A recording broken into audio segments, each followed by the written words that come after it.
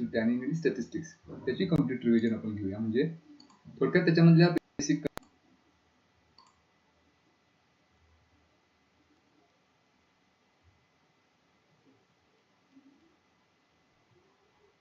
Hello friends, class 10th maths part 1 त्याच्याशी संबंधित आणखी एक लाईव्ह सेशन आज आपण घेऊया. कालच्या लाईव्ह सेशन मध्ये आपण मॅथ्स पार्ट 1 मधले पहिले दोन topic linear equations in two variable आणि क्वाड्रॅटिक इक्वेशन्स त्याची कंप्लीट रिव्हिजन केली. आज उरलेले जे टॉपिक आहेत म्हणजे arithmetic progression, probability, financial planning आणि स्टॅटिस्टिक्स त्याची कंप्लीट रिव्हिजन आपण घेऊया. म्हणजे थोडक्यात त्याच्यामधल्या बेसिक कन्सेप्ट त्याच्यावर आधारित प्रत्येक प्रकारचं एक एक उदाहरण सोडून घेऊ. काही सिंपल ट्रिक्स असतील तर तेही पाहू. तर कंप्लीट रिव्हिजन आपण घेण्याचा या सेशनमध्ये प्रयत्न करूया. So will start with the first topic in our session, arithmetic progression. So we'll start with the basic definition, that is the sequence. Before we know the arithmetic progression, we must know the sequence. Sequence म्हणजे काय हे पहिल्यांदा आपल्याला माहिती पाहिजे, मग arithmetic progression आपल्याला समजेल. So sequence is a set of numbers where the numbers are arranged in a definite order. It's called as a sequence. For example, suppose 1, 4, 9, 16 and so on. So this is a sequence. आणि याच्यामध्ये एक संबंध असा आपल्याला दिसतोय की ह्या सगळ्या ज्या आहेत ते कम्प्लीट स्क्वेअर्स आहेत. So 1 square is 1, 2 square is 4, 3 square is 9, 4 square is 16. तर ह्या पॅटर्न नुसार ह्या सगळ्या संख्या आलेल्या आहेत. म्हणजे याच्यामध्ये एक डेफिनेट ऑर्डर आहे. So this is called as a sequence. तर याला सिक्वेन्स आपण म्हणतो. आता सिक्वेन्स आणि अरिथमेटिक प्रोग्रेशन याच्यामधला डिफरन्स आपल्याला समजून घ्यायचा. मग अरिथमेटिक प्रोग्रेशन ही एक सिक्वेन्सच असली पाहिजे. So the definition of arithmetic here, in a sequence if difference tn plus 1 minus tn is constant, then the sequence is called as arithmetic progression. म्हणजे इथं 1, 4, 9, 16 हा सिक्वेन्स आहे. This is a sequence because all the terms are coming in a different order. पण ह्याच्यामधल्या सलग येणाऱ्या consecutive terms मधला जर difference आपण पाहिला, म्हणजे 4 आणि 1 ह्याच्यातला डिफरन्स 3 आहे, 9 minus 4 5 आहे, 16 minus 9 7 आहे. तर हा जो डिफरन्स आहे तो काही समान नाही, तो वेगवेगळा आहे. म्हणून ही अरिथमेटिक प्रोग्रेशन होऊ शकत नाही. अरिथमेटिक प्रोग्रेशन कधी होईल, जर एखाद्या दिलेल्या सिक्वेन्स मध्ये हा जो डिफरन्स आहे कन्झिक्युटिव्ह टर्म्स मधला तो जर समान असेल तर त्याला म्हणायचं अरिथमेटिक प्रोग्रेशन. तर हाच डिफरन्स आहे सिक्वेन्स आणि अरिथमेटिक प्रोग्रेशन मध्ये. आता एक अरिथमेटिक प्रोग्रेशनचं एक्झाम्पल आपण घेऊया. 3, 8, 13, 18, 23 अँड सो ऑन. आता यामधले कुठल्याही कन्झिक्युटिव्ह टर्म्स मध्ये आपण डिफरन्स घेऊया. 8 minus 3 that's 5, 13 minus 8 that's 5, 18 minus 13 5, 23 minus 18 5. ह्या कोणत्याही दोन कन्झिक्युटिव्ह टर्म्स मधला डिफरन्स हा कॉन्स्टंट येतो प्रत्येक वेळा. So this is arithmetic progression. आणि at the same time this is a sequence also, कारण ह्यामधल्या ज्या संख्या आहेत त्या एका डेफिनेट ऑर्डर नुसार आलेले. So it is a sequence as well as it is arithmetic progression because the difference between any two consecutive terms is constant. तर हा बेसिक डिफरन्स आहे सिक्वेन्स आणि अरिथमेटिक प्रोग्रेशन मध्ये. आता इथं दोन सिम्बॉल्स वापरले, tn plus 1 and tn. tn म्हणजे काय तर nth टर्म. मग n च्या ठिकाणी कोणतीही संख्या असू शकते. n च्या ठिकाणी जर आपण 10 घेतलं समजा तर ते होईल t10. t10 चा अर्थ काय तर 10th टर्म, 10वी टर्म त्या अरिथमेटिक प्रोग्रेशन मध्ये. मग n plus 1 काय असेल तर t10 नंतर येणारी पुढची म्हणजेच t11. तर त्यासाठी या n च्या ठिकाणी कुठलाही नंबर आपण जर ठेवला तर त्या नंबरची टर्म आपल्याला मिळते. So this is the basic definition of arithmetic progression. त्याच्यावर आधारित काही एक्झाम्पल्स घेऊया. प्रश्न परीक्षेला असा येऊ शकते, which of the following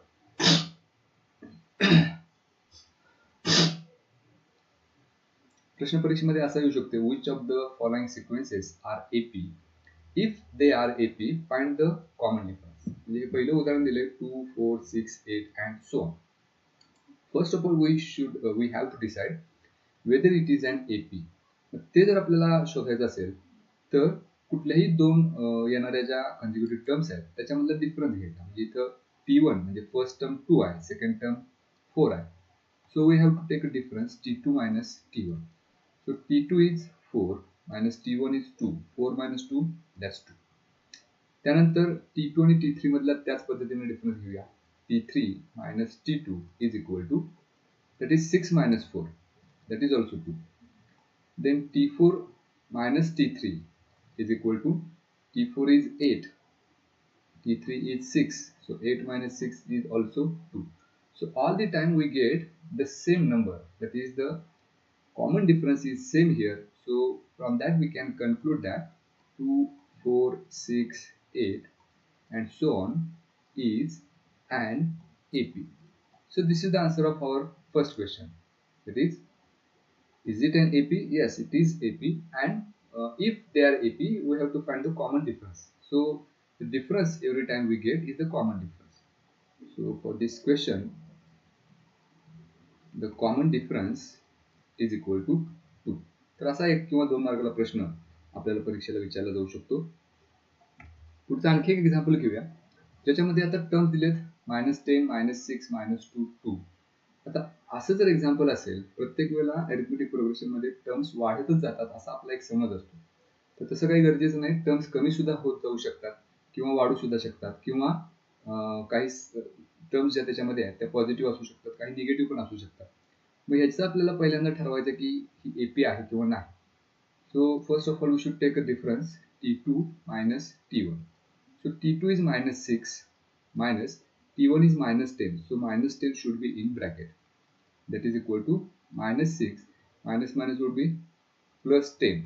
-6 plus 10, that's 4. Now the next difference is T3 minus T2. T3i -2 minus T2i -6. So -6 should be in bracket. So again we get -2 as it is, minus minus plus 6, -2 plus 6, that's 4. Now the next difference, T4 minus T3.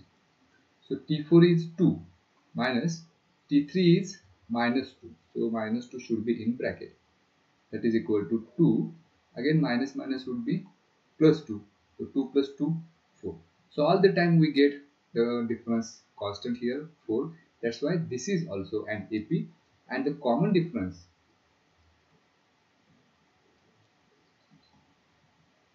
is equal to 4. तर आणखी एक प्रकारचा प्रश्न याच arithmetic प्रोग्रेशनवर 1 किंवा 2 मार्कासाठी विचारला जाऊ शकतो. तो असा, write an AP whose first term is A and common difference is D in each of the following. म्हणजे इथं फर्स्ट टर्म A ने डिनोट केलेली आहे, ती 10 दिलेली आहे, कॉमन डिफरन्स 5 दिला आहे आणि आपल्याला AP लिहायचे आहे. So if we have to write the AP, the first statement should be the given arithmetic progression is, first term A आहे which is given to be 10. त्याच्यानंतर सेकंड टर्म आपल्याला काढायची आहे. So first term which is denoted by A, it is given to be 10. Second term काढायला आपल्याला त्या first term मध्ये आपल्याला D ऍड करावा लागतो. So A plus D, that is 10 plus 5, that's 15. म्हणजे आपली सेकंड टर्म मिळणार आपल्याला 15. थर्ड टर्म काढायची आहे. मग या 15 मध्ये म्हणजे ही जी सेकंड टर्म आली त्याच्यात परत कॉमन डिफरन्स ऍड करायचा. So 15 plus 5, 20. So the third term is 20. Now by that logic, next term would be 25. Again 30. So this is the AP. तर जर फर्स्ट टर्म 10 असेल, कॉमन डिफरन्स 5 असेल, तर ही AP आपल्याला मिळेल. असं एखादं एक्झाम्पल काय वेळेला असू शकतं. A is given to be negative and D is 0. So for that case, first term -3. To get a second term, we have to add 0 to the first term. That is -3 plus 0. -3 plus 0, it would be again -3.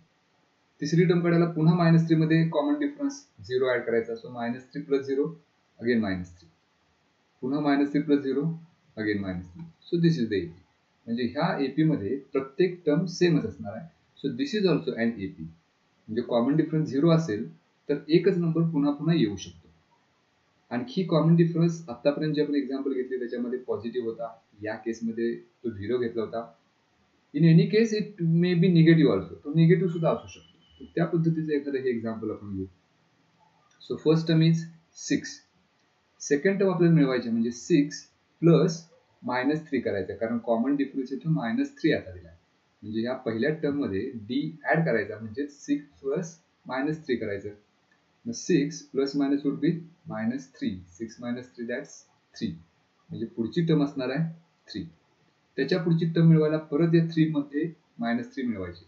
So 3 plus -3 that means 3 - 3 that is 0. म्हणजे पुढची term असेल 0. त्याच्या पुढची term मिळवायला 0 - 3 -3.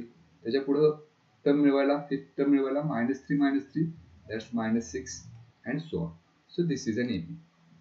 तर इथे एक लक्षात ठेवायचं की डी जो आहे, कॉमन डिफरन्स जो आहे, ती व्हॅल्यू कोणती असू शकते. It can be positive, it can be 0 और it can be negative also. तर त्या पद्धतीने आपली अरिथमेटिक प्रोग्रेशन ही तयार होत असणार. तर पुढचा आणखी एक प्रश्न बघूया आपण. Find the first term and the common difference for each of an AP. याच्या आधीच्या प्रश्नामध्ये फर्स्ट टर्म आणि कॉमन डिफरन्स आपल्याला दिला होता आणि त्याच्यावरून आपण एपी तयार केली होती. आता एपी दिलेली आहे. So this is an arithmetic progression and from that we have to find the first term and the common difference. First term अगदी ऑब्वियस आहे. ह्या अरिथमेटिक प्रोग्रेशन मध्ये जी टर्म सगळ्यात अगोदर दिलेली आहे ती फर्स्ट टर्म असणार आहे. So here 5 is given to be first term. So for this AP first term is 5. Now to find this common difference we should take the difference between two successive terms, that is t2 minus t1. But t2 ची value इथे 1 आहे, minus t1 ची 5. So 1 minus 5 minus 4. फक्त एकावरच हे आपण confirm करायचं नाही, आणखी दोन डिफरन्स घेऊन बघूया. t3 minus t2 घेऊन बघूया. मग t3 आहे -3 मायनस t2 आहे 1 -3 - 1 दॅट्स -4 आहे. आणखी एक डिफरन्स घेऊया, t4 minus t3. मग t4 आहे इथं -7 मायनस t3 आहे. आता इथं -3 आले, त्यामध्ये ब्रॅकेट मध्ये घ्यायचं. हे साइन घेणं, सिम्बॉल घेणं हे महत्वाचं आहे. So -7 minus minus would be +3. जर हे ब्रॅकेट मध्ये आपण घेतलं नसतं आणि फक्त 3 घेतलं असतं तर आपलं उत्तर कदाचित वेगळं काहीतरी आलं असतं. -7 + 3 उत्तर येईल -4. So all the time we get the same common difference. So here the common difference for this problem is -4. तर ह्या पद्धतीने आपण एखादा प्रश्न आपल्याला जर परीक्षेमध्ये विचारला तर त्या प्रश्नाचं उत्तर मिळवू शकतो. आणखी एक प्रश्न, इथे सुद्धा आपल्याला प्रश्न तोच आहे. We have to find the first term. So for this arithmetic progression the first term which is denoted by a is equal to 127. and common difference आता प्रत्येक वेळेला इथे डिफरन्स घेऊन पहा. 135 minus 127 8 येईल. 143 minus 153 8 येईल. 151 minus 143 8 येईल. म्हणजे ह्या केस मध्ये the common difference which is denoted by letter D is 8. परीक्षेमध्ये तुम्ही t2 minus t1 किंवा t3 minus t2 t4 minus t3 हे घेऊन मग शेवटी कॉमन डिफरन्स लिहायचा. आपण हे एक उदाहरण या पद्धतीने सुरुवातीला पूर्ण सोडवले, त्यामुळे ह्या पद्धतीने याचा सराव करण्यासाठी हे उदाहरण आपण घेऊ शकतो. आता अशी जी उदाहरणे त्याचा सराव सुद्धा करणं गरजेचं आहे. फक्त व्हिडिओ पाहून आपल्याला तात्पुरतं लक्षात राहतं, पण त्याचा सराव प्रत्येक प्रकारच्या एक्झाम्पलचा होणं गरजेचं आहे. ओके, आता पुढचा ह्यामधला पॉईंट आपण पाहूया या टॉपिक मधला. nth term of an AP. समजा एखादी एपी आपल्याला दिली आणि त्याच्यामधली 10th टर्म आपल्याला किती असं विचारले किंवा 100th टर्म किती असं विचारले, तर त्या केसमध्ये आपण प्रत्येक वेळेला एपी लिहित जाऊन 100व्या पर्यंत एपी लिहित जायचं, त्याच्यामध्ये वेळ जातो. त्याच्यासाठी एक फॉर्म्युला आहे, to find nth term of given AP. The formula is tn is equal to a plus n minus 1 into d. तर या प्रत्येकाला अर्थ आहे. tn म्हणजे काय तर nth टर्म, a म्हणजे काय तर फर्स्ट टर्म आणि डी म्हणजे कॉमन डिफरन्स. म्हणजे कुठल्याही अरिथमेटिक प्रोग्रेशनची फर्स्ट टर्म आपल्याला दिली असेल, कॉमन डिफरन्स दिला असेल, तर त्यावरून आपण या फॉर्म्युलाचा उपयोग करून nth टर्म त्याची काय असेल ते काढू शकतो. आता ह्याच्यावर प्रॉब्लेम्स आपण काय सोडवू. हा पहिला problem, decide whether the following sequence is an AP, if so find 20th term of the progression. म्हणजे ही एपी आपल्याला दिलेली आहे आणि आपल्याला हे ठरवायचं की ही अरिथमेटिक प्रोग्रेशन आहे का पहिल्यांदा, आणि जर असेल तर 20th टर्म काय असेल असा प्रश्न. मग अरिथमेटिक प्रोग्रेशन आहे किंवा नाही हे जर आपल्याला ठरवायचं असेल तर सक्सेसिव्ह टर्म्स मधला आपल्याला डिफरन्स पहिल्यांदा घ्यावा लागेल. पहिला डिफरन्स आपण घेऊया T2 minus T1. So T2 is here -5 minus T1 is -12, so that should be in bracket.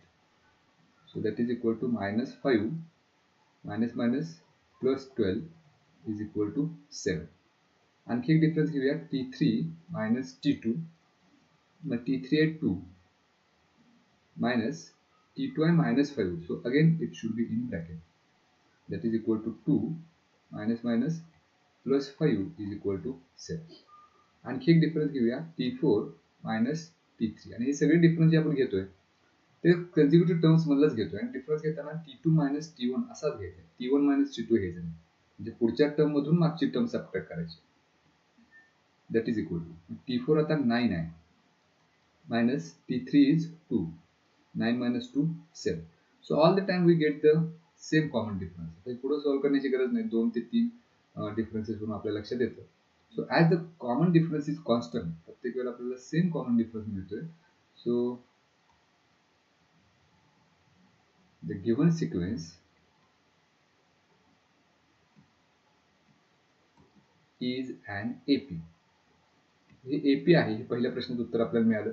आता तसं जर असेल तर 20th टर्म काय असेल असा प्रश्न. 20th टर्म जर आपल्याला काढायची असेल तर आपल्याला फर्स्ट टर्म आणि कॉमन डिफरन्स माहिती पाहिजे.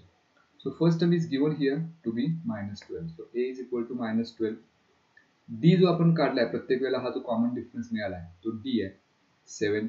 ह्या दोन व्हॅल्यूज असतील तर आपण tn हा फॉर्म्युला वापरू शकतो. tn is equal to a plus n-1 into d. मग n च्या ठिकाणी काय लिहायचं तर जी टर्म पाहिजे ती. या क्वेश्चन मध्ये आपल्याला 20th टर्म काढायची आहे. त्यामुळे n च्या ठिकाणी लिहायचं आहे t20 is equal to a ची व्हॅल्यू आहे -12 प्लस n-1. n म्हणजे 20th टर्म काढायची आहे. त्यामुळे 20 - 1 लिहूया into d is 7. That is equal to. So -12 plus 20 - 1, that's 19 into 7. So that is equal to -12 plus 19 into 7, that's 133. So -12 plus 133, it is 121. So this is T20. म्हणजे ह्या arithmetic progression साठी 20th term 20वी term असणार आहे 121. तर ह्या पद्धतीचा हा आणखी एक प्रश्न. तर त्याच पद्धतीचा हा आणखी एक प्रश्न आहे तो तुम्ही सोडवा. Find the 19th term of the following AP. So this is AP given where the first term A is 7. Common difference जर आपण पाहिला कुठल्याही दोन टर्म्स मधला 13 - 7 that's 6, 19 - 13 that's 6, 25 - 19 that's 6. So common difference is 6. मग a आणि d ची value मिळाली. आता आपण फॉर्म्युला वापरू शकतो tn चा. that is equal to a plus n-1 into d. त्याच्यामध्ये ह्या व्हॅल्यूज ठेवा आपल्याला t19 मिळेल. तर हा आणखी एक प्रश्न त्याच पद्धतीचा. तर आणखी पुढचा एक प्रश्न बघूया आपण. Find how many 3 digits natural numbers divisible by 5. इथं 3 डिजिट नंबर आपल्याला पाहिजे which are divisible by 5. या दोन कंडिशन दिली आहेत. मग आता सगळ्यात लहान 3 डिजिट नंबर कोणता तर तो 100 आहे. आणि त्याच्या अगोदर 99 मिळतं आपल्याला जो 2 डिजिट नंबर आहे. म्हणजे ह्या 3 डिजिट नंबरची सुरुवात होते 100 न which is divisible by 5. कारण 100 ला 5 न भाग जातोय. त्याच्यानंतर येणारी संख्या 5 च्या पटीतली कोणती तर 105. त्याच्यानंतर 110. त्याच्यानंतर 115 and so on. आणि हे कुठपर्यंत सगळ्यात शेवटची सुद्धा 3 digit number which is divisible by 5 आपण काढू शकतो. and it is 995. कारण सर्वात मोठी 3 डिजिट नंबर आहे 999 कारण त्याच्यानंतर 1000 मिळतं which is 4 डिजिट नंबर. पण 999 is not divisible by 5. मग अशी कुठली ह्याच्या अगोदरची संख्या आहे जी 5 न ज्याला 5 न भाग जाईल तर ती 995. म्हणजे दिस इज द लास्ट नंबर. आता हे जे नंबर्स आपण लिहिलेले आहेत हा जो सिक्वेन्स लिहिलेला आहे आपल्या असं लक्षात येईल की त्या कुठल्याही दोन टर्म्स मधला डिफरन्स सेम आहे 5. So this is N AP. त्यामुळे सर्वात अगोदर आपल्याला हे डिक्लेअर करावं लागेल दिस इज एन AP. कारण ही AP असेल तरच तो फॉर्म्युला आपण वापरू शकतो जो आता आपण वापरणार आहोत. आपल्याला प्रश्न विचारलाय how many numbers are there. म्हणजे हे नंबर्स किती आहेत असा प्रश्न विचारला. म्हणजे आपल्याला इथे tn चा फॉर्म्युला वापरावा लागेल. tn is equal to a plus n minus 1 into d. हा जर AP असेल तर first term which is given to be 100 and the common difference, प्रत्येक दोन टर्म्स मधला डिफरन्स आहे 5. आपल्याला इथे tn काढायचं नाही. tn म्हणजे nth टर्म. इथं nth टर्म 995 आपण घ्यायची. मग प्रश्न आपण असा विचार करायचा किंवा असा तयार करायचा की ही 995 जी टर्म आहे ती कितीवी आहे, ते म्हणजे आपलं उत्तर. तेवढ्या संख्या असणार आहेत या अरिथमेटिक प्रोग्रेशन मध्ये.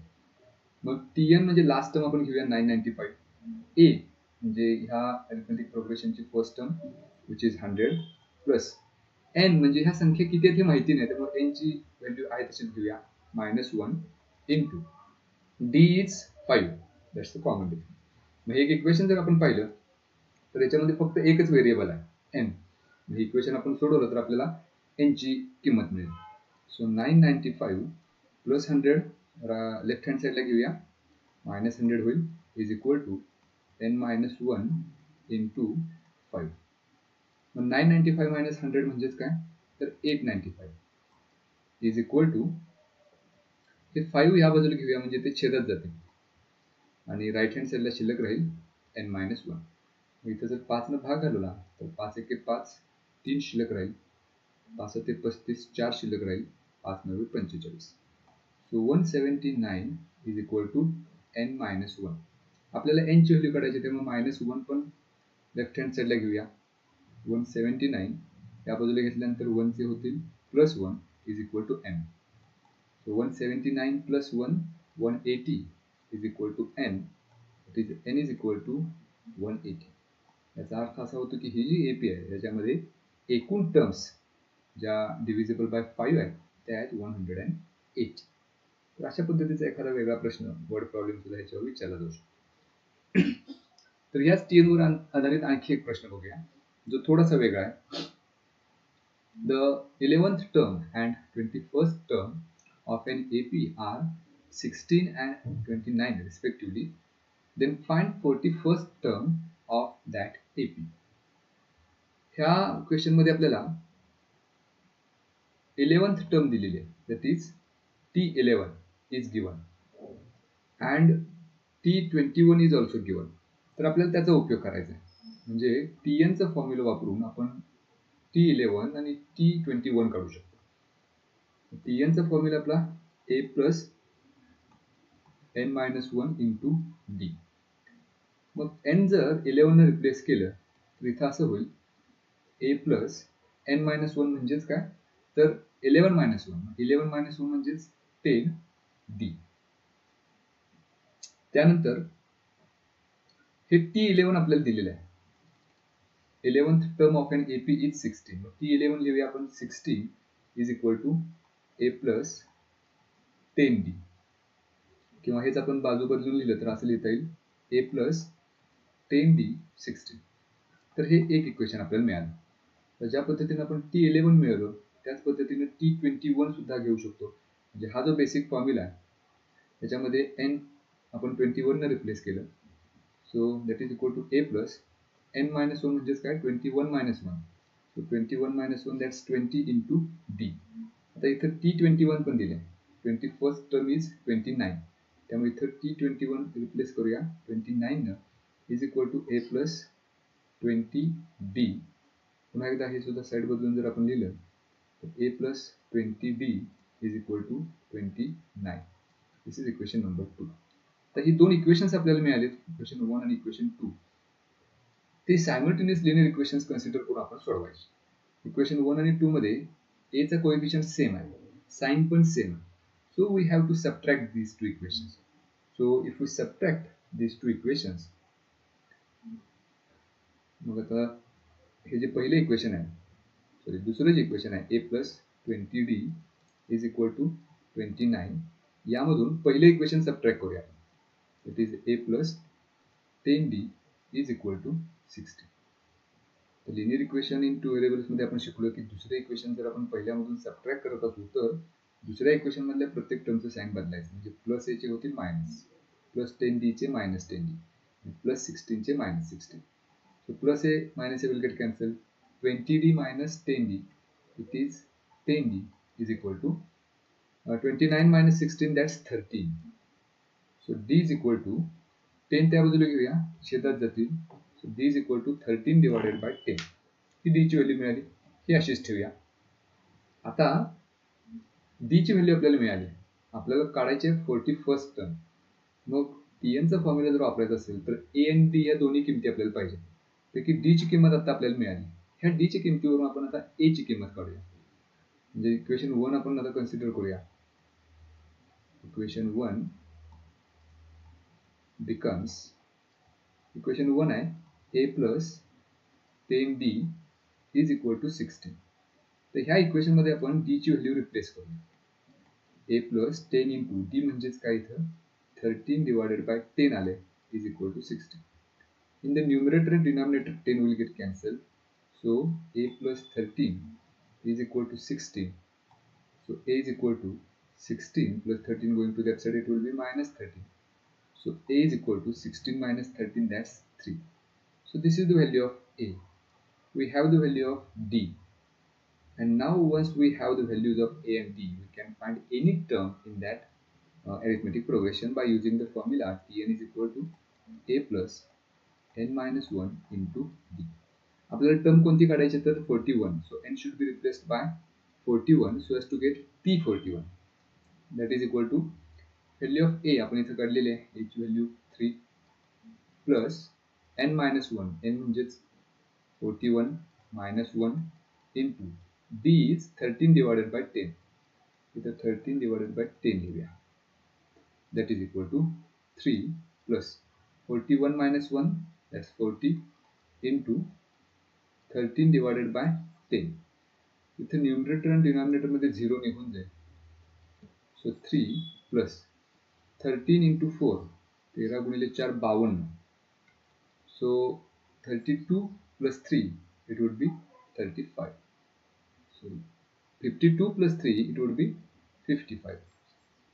So this is T41. म्हणजे ह्या arithmetic progression मध्ये 41st टर्म असेल 55. तर हे आपलं उत्तर. ह्या पद्धतीने आपल्याला डायरेक्टली फर्स्ट टर्म आणि कॉमन डिफरन्स न देता 11th टर्म आणि 21st टर्म दिली होती, त्याच्यावरून आपल्याला 41st टर्म काढायची होती. त्यासाठी आपण हे अशा पद्धतीने सॉल्व्ह करून a ची किंमत काढली, d ची किंमत काढली आणि मग 41st टर्म आपण काढू शकलो. आणखी एक प्रॉब्लेम बघूया ह्याच प्रकारावर, ह्याच फॉर्म्युल्यावर tn वर. क्वेश्चन असा, in the natural numbers from 1 to 225 how many are divisible by 4. आता डिव्हिजिबल बाय 4 असे नंबर्स पाहिजेत ज्यांची रेंज दिलेली आहे 1 to 250. आता 1 ला तर 4 न भाग जात नाही. 1 पेक्षा मोठी अशी कोणती संख्या आहे लगेच येणारी ज्याला 4 न भाग जातो तर ती 4 आहे. त्याच्यानंतर येणारी 8, त्याच्यानंतर येणारी 12. म्हणजे थोडक्यात 4च्या पटीतल्या सगळ्या संख्या आपल्याला घेत जायच्या. आणि शेवटची रेंज आहे 250. 250 ला 4 न काही भाग जात नाही. त्याच्या अगोदरची कोणती संख्या आहे ज्याला 4 न भाग जातो तर ती आहे 248. तर ही आपल्याला हा एक सिक्वेन्स मिळेल. आता ह्या सिक्वेन्स मधल्या प्रत्येक 2 कन्सिक्युटिव्ह टर्म्स मधला डिफरन्स कॉन्स्टंट आहे, म्हणजे ही एपी सुद्धा आहे. So this is an AP where the first term is 4 and common difference D is also 4. कुठल्याही 2 टर्म्स मधला डिफरन्स 4 येतो. आता प्रश्न पुन्हा एकदा तोच आहे, हाऊ मेनी नंबर्स, हे किती नंबर्स आहेत. मग याच्यासाठी आपण tn चा फॉर्म्युला वापरूया. tn is equal to a plus n minus 1 into d. आणि इथे tn घेताना ही लास्ट टर्म घ्यायची म्हणजे 248. आणि मग याचा अर्थ असा होतो की ह्या फॉर्म्युला tn ची व्हॅल्यू जर आपण 248 घेतली तर n चा अर्थ असा होतो की ती t48 टर्म कितवी आहे, ती जितवी ज्या नंबरची टर्म असेल तेवढे नंबर्स ह्या एपी मध्ये असणार आहेत. त्यामुळे n ची किंमत आपल्याला मिळेल. ती n ची किंमत म्हणजेच या अरिथमेटिक प्रोग्रेशन मध्ये असणारे नंबर ऑफ टर्म्स. तेच आपल्याला विचारले हाऊ मेनी नंबर्स, तर ते n ची जी काही किंमत येईल हे इक्वेशन सोडवल्यानंतर तेवढे नंबर्स तिथे असणार आहेत. So a is 4 plus n minus 1, n ची व्हॅल्यू माहिती नाही आपल्याला, ते काढायचं आहे म्हणून n minus 1 तसंच घेऊया, इंटू d इज ऑल्सो 4. आता हे प्लस 4 आहेत, ह्या बाजूला घेतले तर मायनस होतील. So 248 minus 4, 244 is equal to n-1 into 4. पुन्हा एकदा n-1 into 4 आहेत. हे 4 जर लेफ्ट हँड साईडला घेतले तर ते जातील denominator, that is equal to n-1. इथे 4 ने जर भाग घालवला, 4 7 24, 4 1 4, 61 is equal to n-1. So 61 हे -1 जर या बाजूला घेतले तर +1 होतील, that is equal to n. 61 plus 1, that's 62 is equal to n. That is n is equal to 62. याचा अर्थ ही जी टर्म आहे 248 याचा नंबर आहे 62. याचा अर्थ ह्या अरिथमेटिक प्रोग्रेशन मध्ये एकूण टर्म्स असणार आहेत 62. So answer of this question is there are 62 terms in the natural numbers from 1 to 250 which are divisible by 4. Okay, आता आणखी एक प्रश्न पुढचा घेऊया आपण त्याच कन्सेप्टवर. In an AP, 17th term is 7 more than its 10th term. Find the common difference. आता इथं पुन्हा एकदा Tn चा फॉर्म्युला आपल्याला वापरायचा आहे. Tn is equal to a plus n-1 into d. याच्यामध्ये ती 17th टर्म आपल्याला काढायची आहे. मग n च्या ठिकाणी लिहूया 17 is equal to a plus n-1 म्हणजेच काय 17 minus 1. 17 minus 1 म्हणजेच 16d. तर ही 17th टर्म आपल्याला मिळाली. त्याच पद्धतीने आता आपण ती 10 पण काढू शकतो, कारण ह्या प्रश्नामध्ये असं दिलंय की ती 17th term is 7 more than 10th term.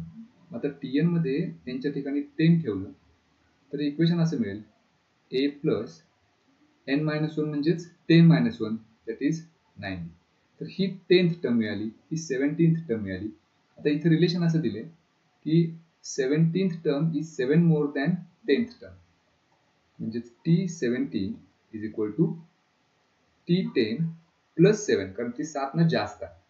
आता ह्याच्यामध्ये व्हॅल्यूज रिप्लेस करूया. T17 म्हणजेच काय a plus 16d is equal to T10 म्हणजेच काय तर a plus 9d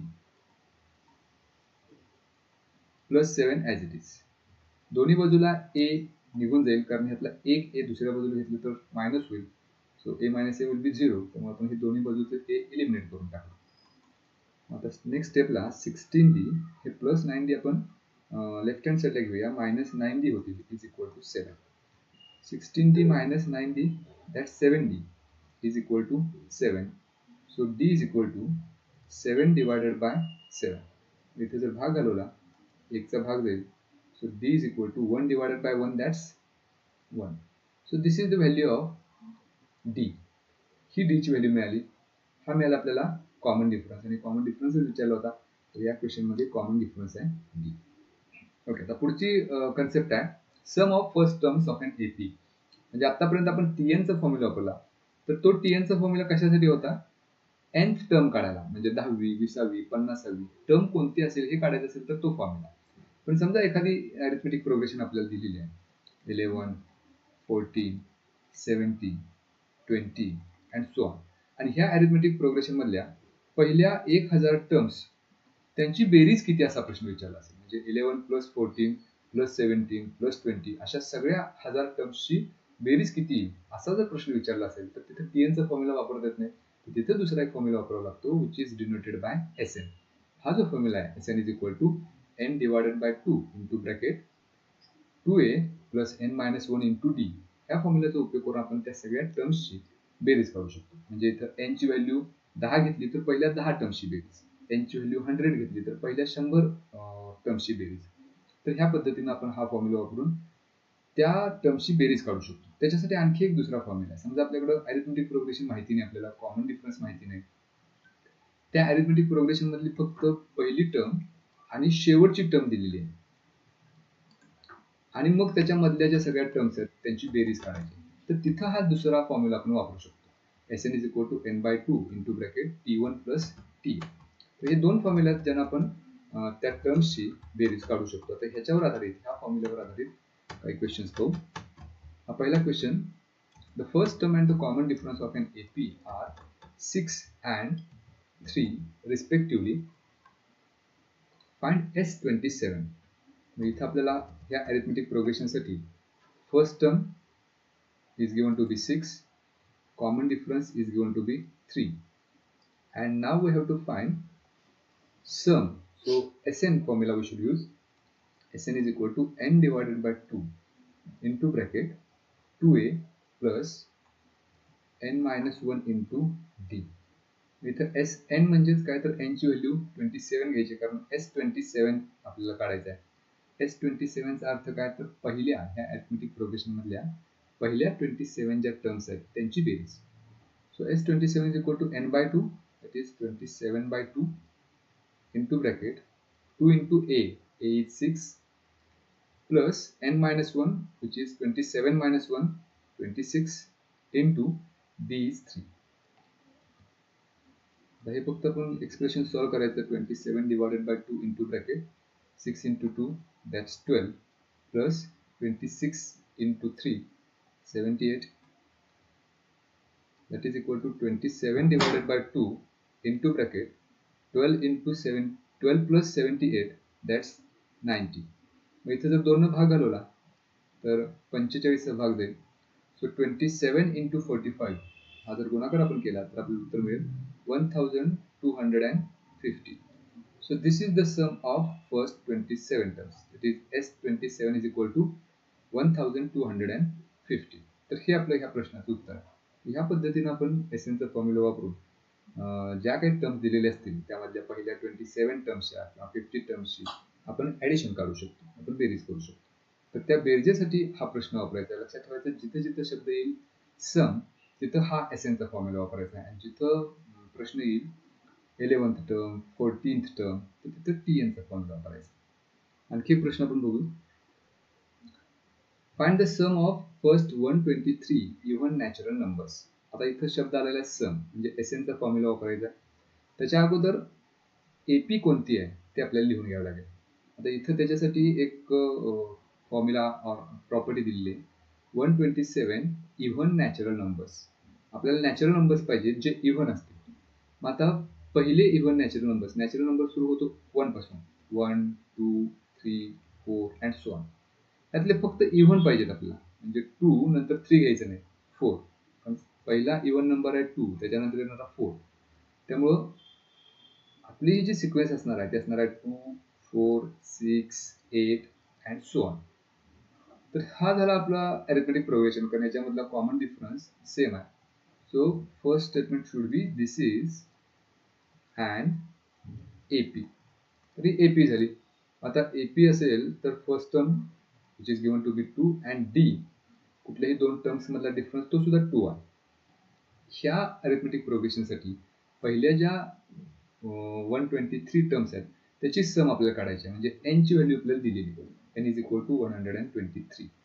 आणि आता आपण फॉर्म्युला वापरू शकतो, कारण आपल्याला Sn सम काढायचे आहे.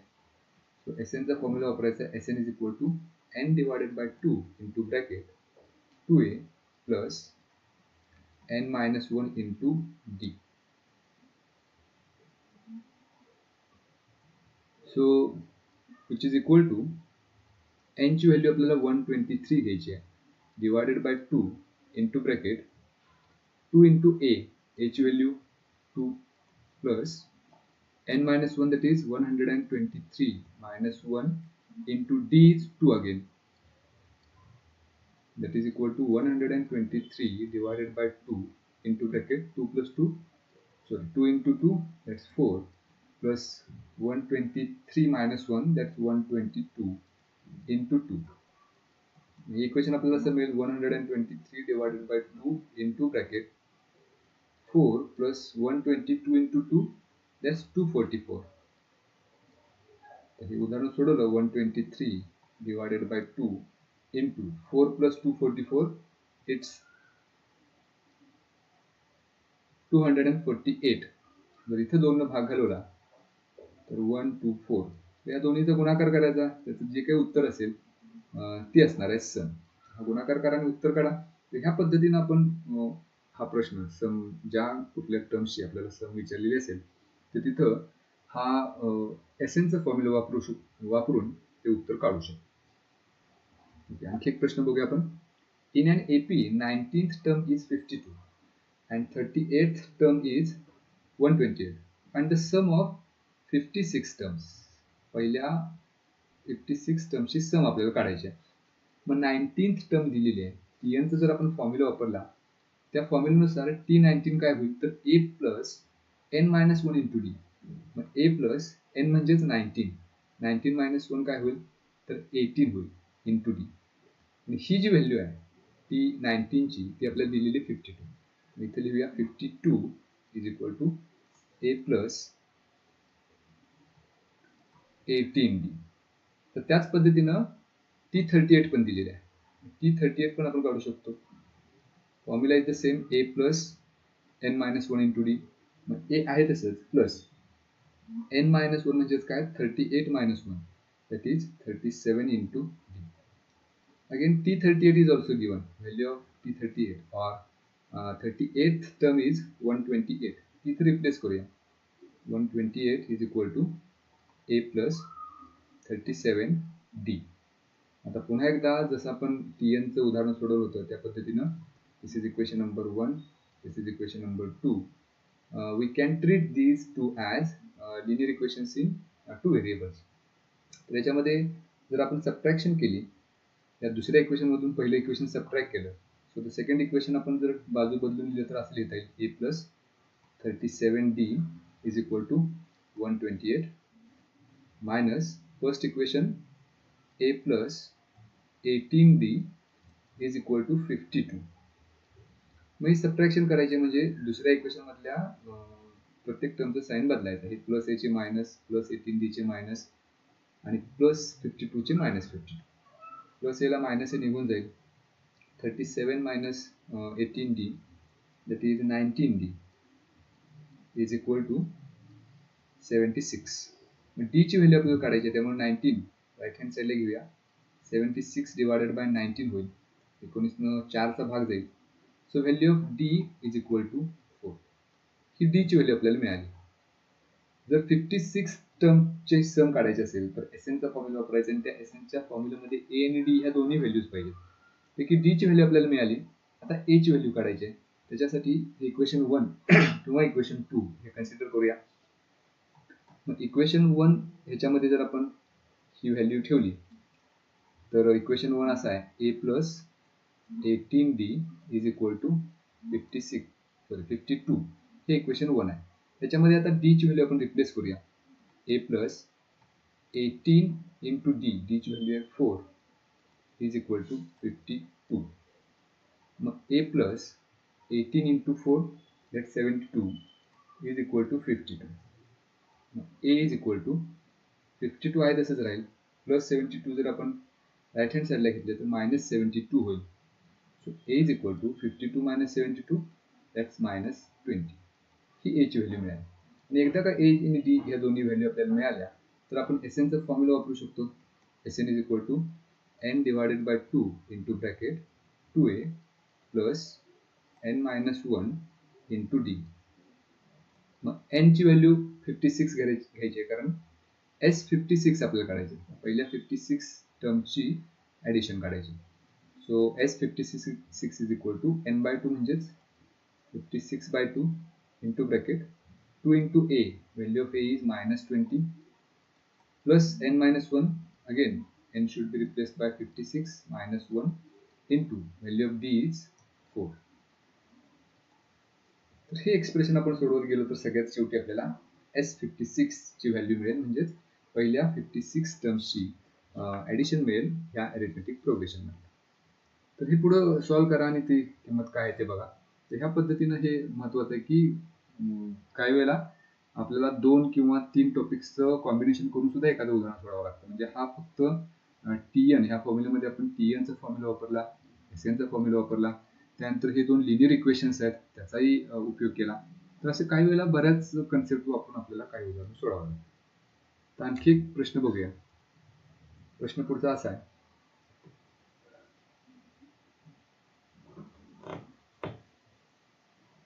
find 4 consecutive terms in an AP whose sum is 12 and sum of third and fourth term is 14.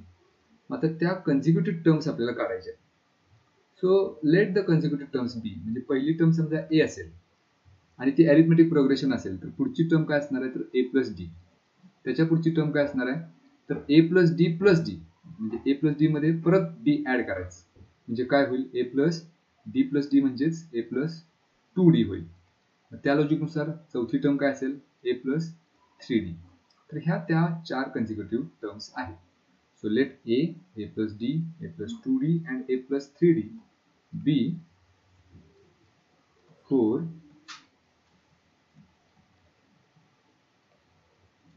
consecutive terms of an AP. आता इथं कंडिशन पहिली आपल्याला अशी दिली की whose sum is 12, म्हणजे या सगळ्यांची बेरीज 12 आहे.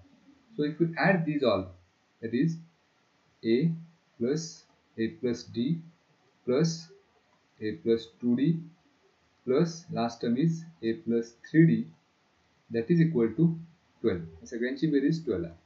मग इथं a plus a plus a plus a 4 वेळा आलाय, so it is 4a plus d plus 2d, that's 3d, 3d plus 3d 6d is equal to 12.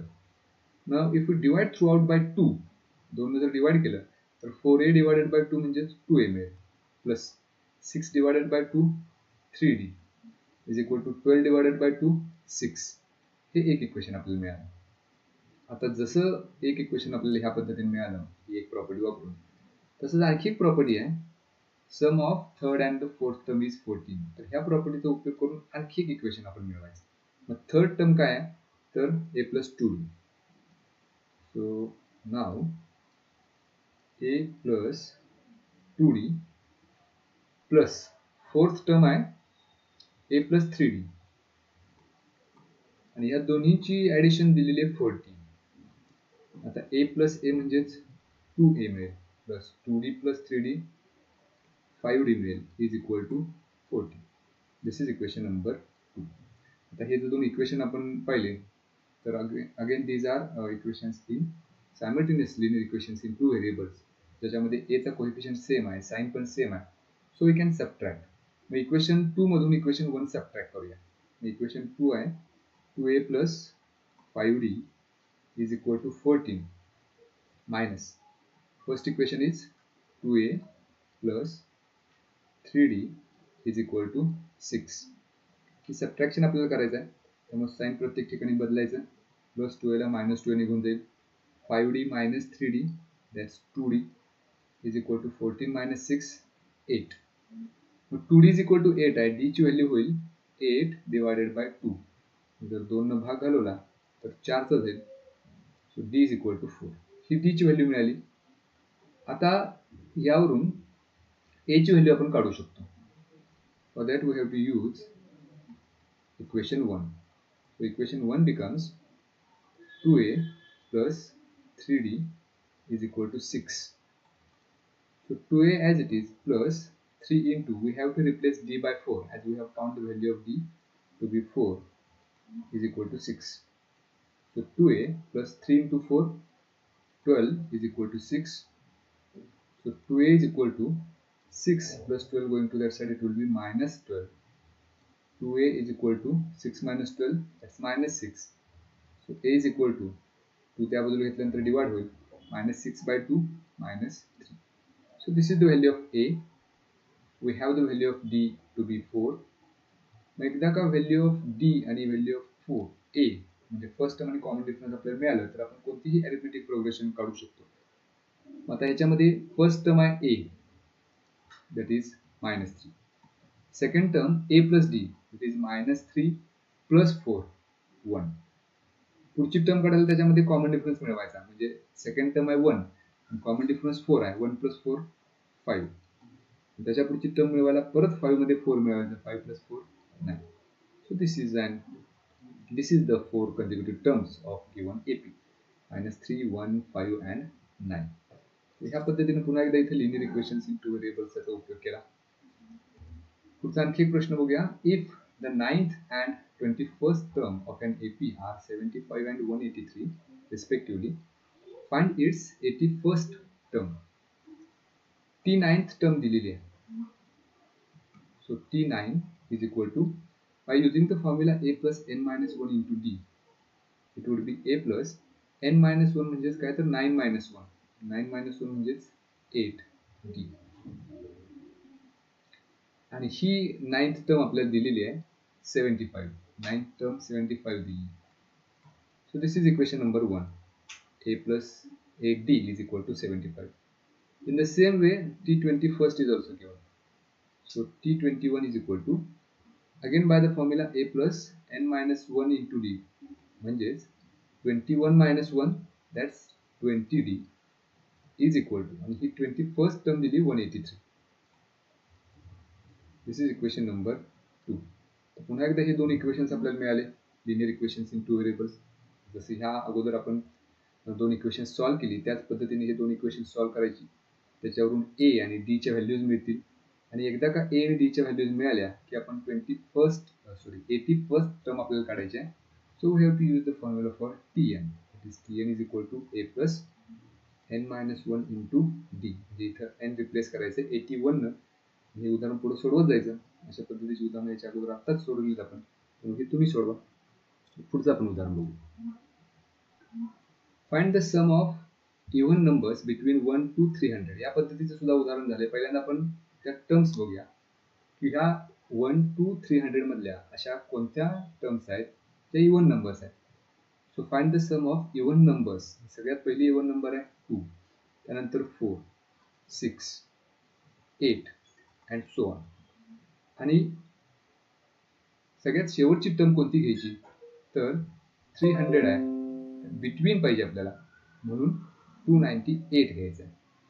कारण आपल्याला सम देताना असं दिले की प्रश्न असा दिलाय की find the sum of even numbers between 1 and 300. त्यामुळे इथे 300 न घेता लास्ट टर्म 298 घ्यायची.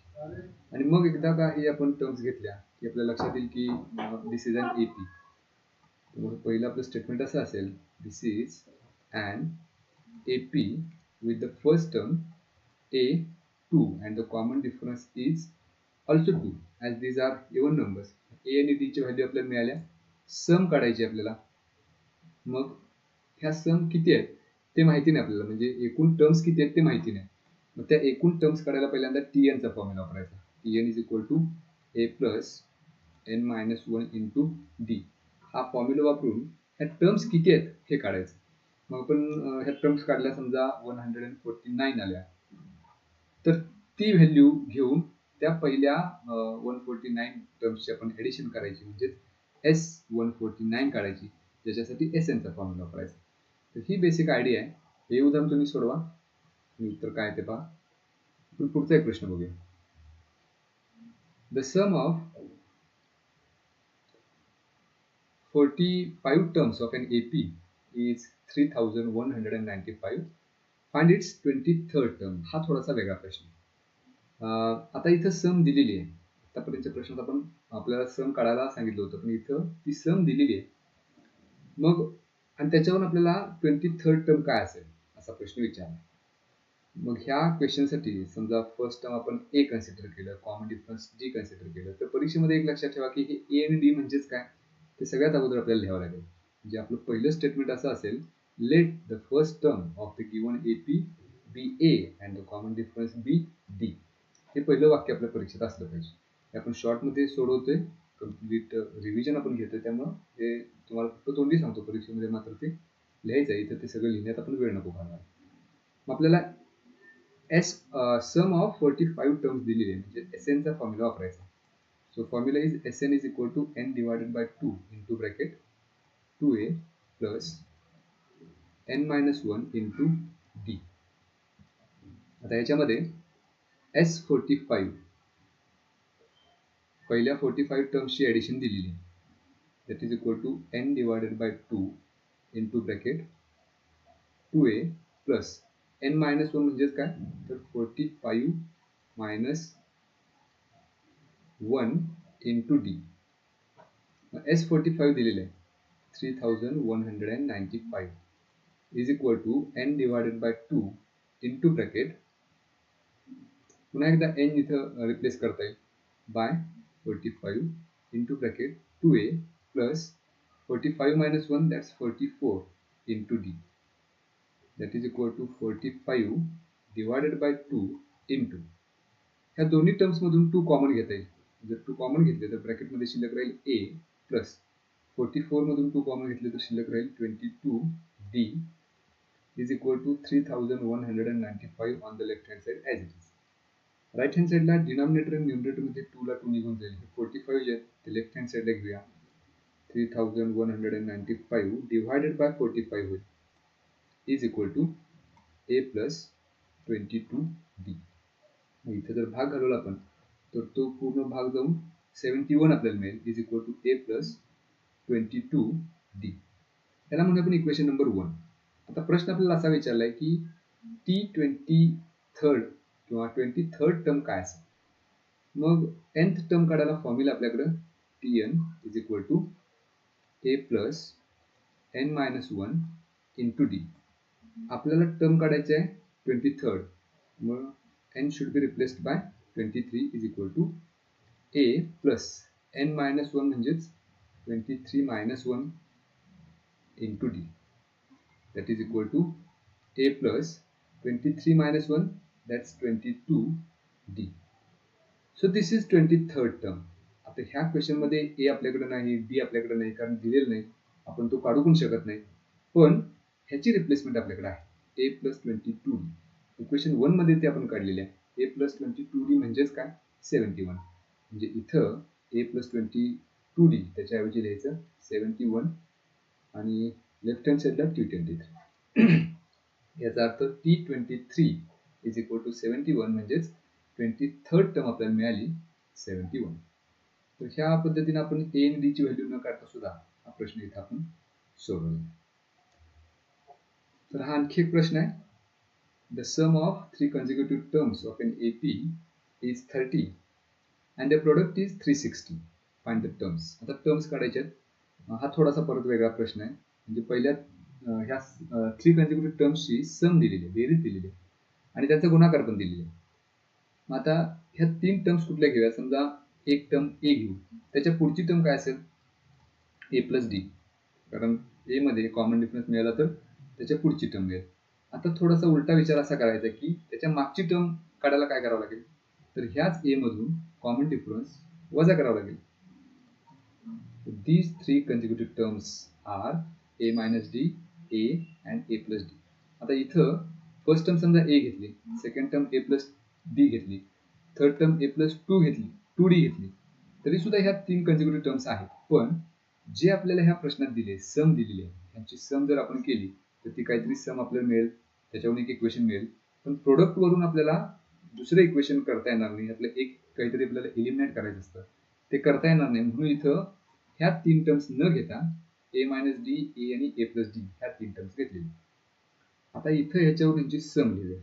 सम इज गिवन म्हणजेच a minus d plus a plus a plus d. ही सम आपल्याला दिलेली आहे 30.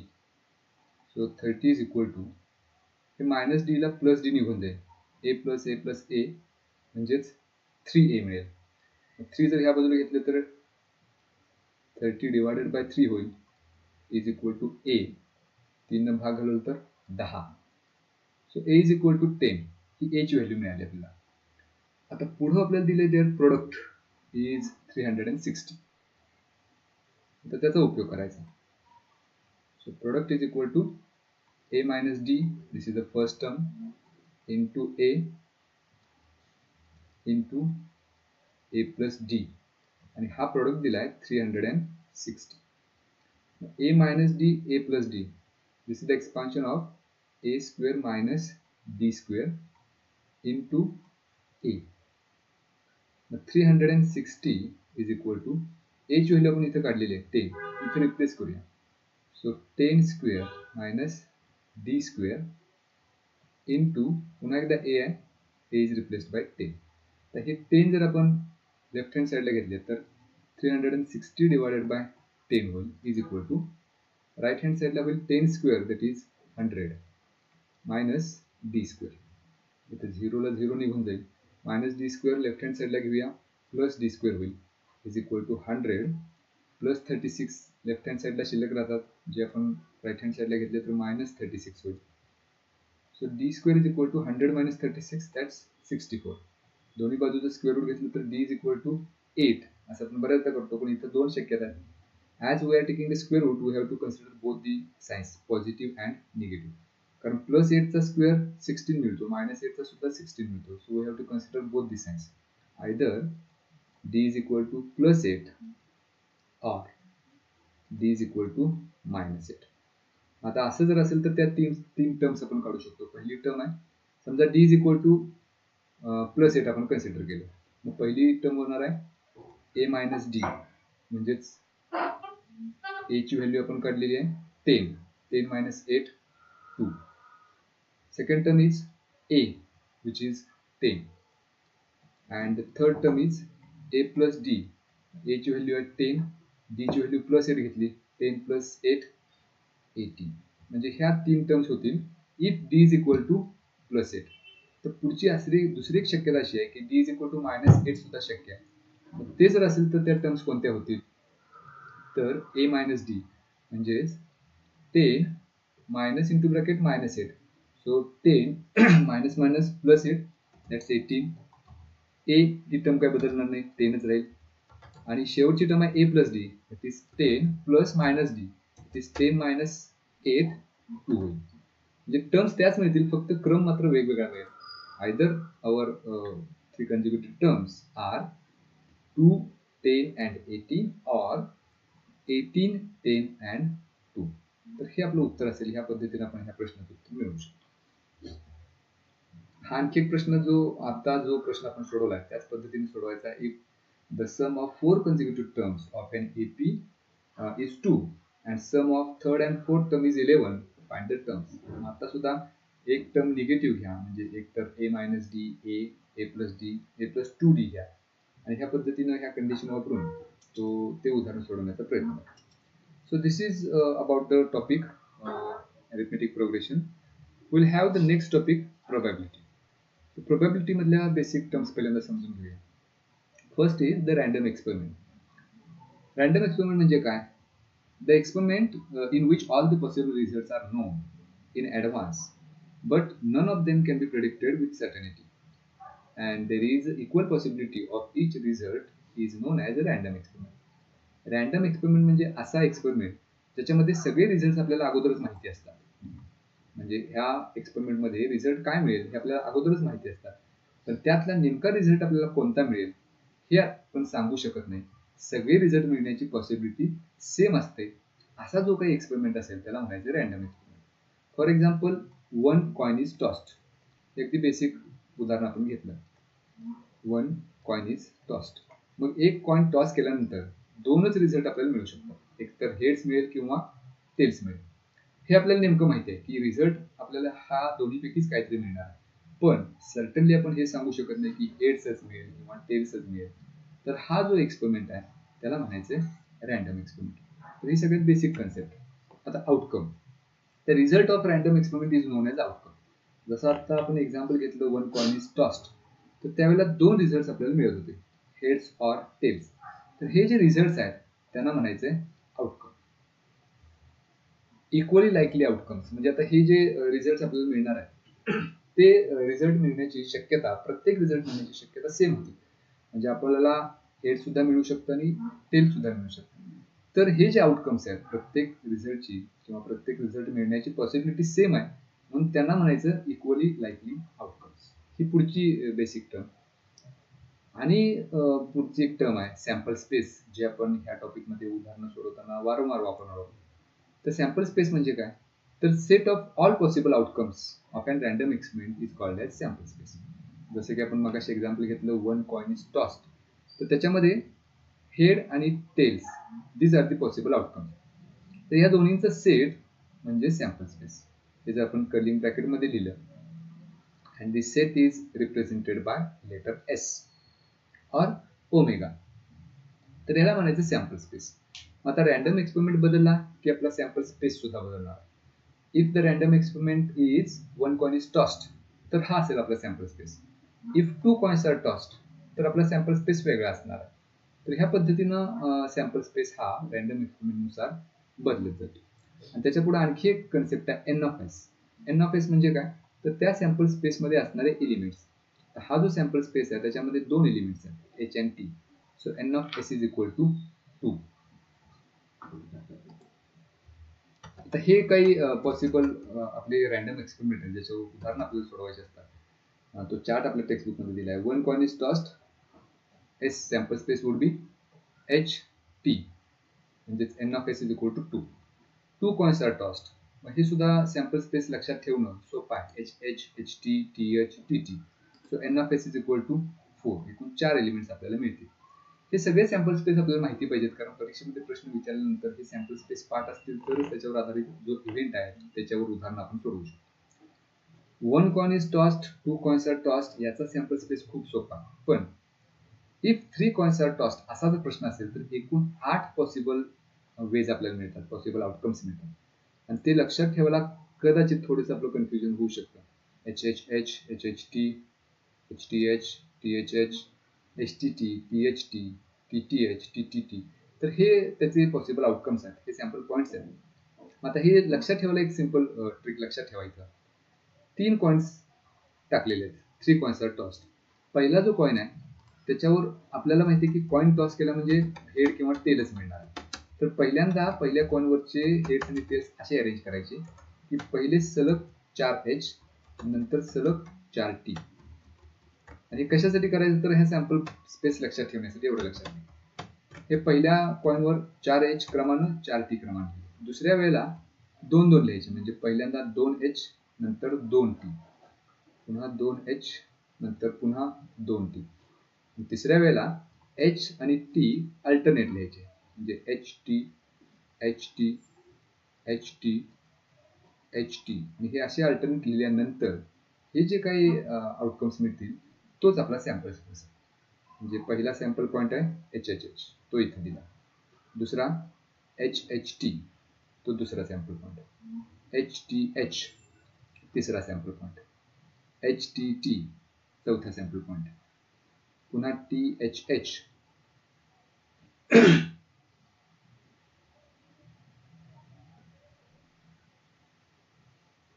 टी एच एच इथे घेतलं आपण, त्यानंतर एच टी टी इथे घेतलेला आहे. तर हे सगळे सॅम्पल पॉईंट्स आपल्याला मिळत जातील. त्यामुळे ही सोपी पद्धत आहे अगदी, हे लक्षात ठेवा. या पद्धतीने जर आपण रिअरेंज करत गेलो तर आपल्याला जो सॅम्पल स्पेस आहे तो एक्झॅक्ट मिळतो आणि आपल्याला ते पाठ करण्याची गरज नाही, लक्षात ठेवण्याची गरज नाही. त्याच्यामध्ये चूक होण्याची शक्यता पण खूप कमी. त्यानंतर पुढचा रॅन्डम एक्सपेरिमेंट आहे वन डायज थ्रोन. डाय म्हणजे तो जो ठोकळा असतो त्याला एकूण 6 सरफेसेस असतात. तर त्या प्रत्येक सरफेसवर एक अंक असतो. मग तो अंक कदाचित 1 मिळेल, 2 मिळेल, 3, 4, 5, 6 मिळेल. So number of sample points are 6 if one die is thrown or a die is thrown. जर 2 डाईस टाकले तर आपल्याला पेअर वाईज ते विचार करावा लागतो. म्हणजे कदाचित तो पहिल्या डायवर 1 मिळेल, दुसऱ्यावर सुद्धा 1 मिळेल. हा पहिला सॅम्पल पॉईंट झाला. दुसरा सॅम्पल पॉईंट असा आहे पहिल्या डायवर 1, दुसऱ्यावर 2 म्हणजे 1 2. त्या पद्धतीने मग 1 3, 1 4, 1 6 पर्यंत. परत 2 पासून सुरुवात होऊन 2 2 1 2 2 6, 3 1 2 3 6. हे असे एकूण 36 सॅम्पल पॉईंट्स आपल्याला मिळणार आहेत इफ 2 डाईस आर थ्रोन. आणि कार्ड्सवर आधारित एक्झाम्पल आहे. एकूण 52 कार्ड्स असतील प्लेइंग कार्ड्समध्ये. तर त्याच्यामध्ये प्लेइंग कार्ड्स पुढे हा प्रश्न आहे. समजा एकूण कार्ड्स आपल्याला 25 दिले, त्यातलं एक सिलेक्ट करायचं आहे. तर ते एक कुठलं आहे तर ते कोणतेही असू शकेल. त्यामुळे सॅम्पल पॉईंट्स घेताना ते सगळेचे सगळे आपल्याला कन्सिडर करायचे. म्हणजे 25 कार्ड्स असतील तर त्यातलं एक कार्ड निवडण्याची पॉसिबिलिटी काढायला आपल्याला सॅम्पल स्पेस सगळे सॅम्पल पॉईंट्स घ्यावे लागणार. त्यातलं कुठलंही कार्ड मिळू शकतं. So n of S is equal to 25. आणि ही प्लेइंग कार्ड्स त्यावर आधारित या पद्धतीनं क्वीन आहे की किंग आहे, जॅक आहे, कुठल्या कलरचा आहे, डायमंड, स्पेड, हार्ट, क्लब, ह्या पद्धतीनं आपल्याला हे लक्षात ठेवायचं आहे. आणि ह्याच्यावर आधारित प्रश्न एखादा आला तर त्या प्रश्नाचं उत्तर द्यायचं. आता आपला पुढचा पॉईंट आहे इव्हेंट. तर तो इव्हेंट म्हणजे पॉसिबल आउटकम्स, फेवरेबल आउटकम्स म्हणजे थोडक्यात इव्हेंट. म्हणजे समजा मी एक सॅम्पल स्पेस किंवा रॅन्डम एक्सपेरिमेंट असा लिहिला, वन कॉइन इज टॉस्ड असा सॅम्पल पॉईंट जर घेतला तर त्याचा सॅम्पल स्पेस काय होईल, S is equal to H आणि टी. पण मला ह्यातला एच नको आहे, फक्त टेल्स पाहिजे. तर तो झाला माझा फेवरेबल आउटकम आणि त्याला म्हणायचं इव्हेंट. सॅम्पल स्पेस हा रॅन्डम एक्सपेरिमेंटचा असतो, म्हणजे सॅम्पल स्पेस मध्ये सगळे पॉसिबल रिझल्ट असतात, पण इव्हेंट मध्ये सगळे पॉसिबल रिझल्ट नसतात, तर त्यातले फक्त फेवरेबल आउटकम्स असतात. मग तो फेवरेबल आउटकम मिळण्याची पॉसिबिलिटी किती हे काढायचं, म्हणजेच त्याची प्रोबॅबिलिटी काढायची. तर हा पुढचा कन्सेप्ट आपला इव्हेंट. तर ह्याच्यावर आधारित एक एक्झाम्पल सोडूया आपण. Right sample space S and the number of sample points n of S for which for the following experiments. Also write events A, B, C in the set form and write n of A, n of B and n of C. तर हा एक प्रश्न आहे जो sample space आणि इव्हेंटवर आधारित आहे.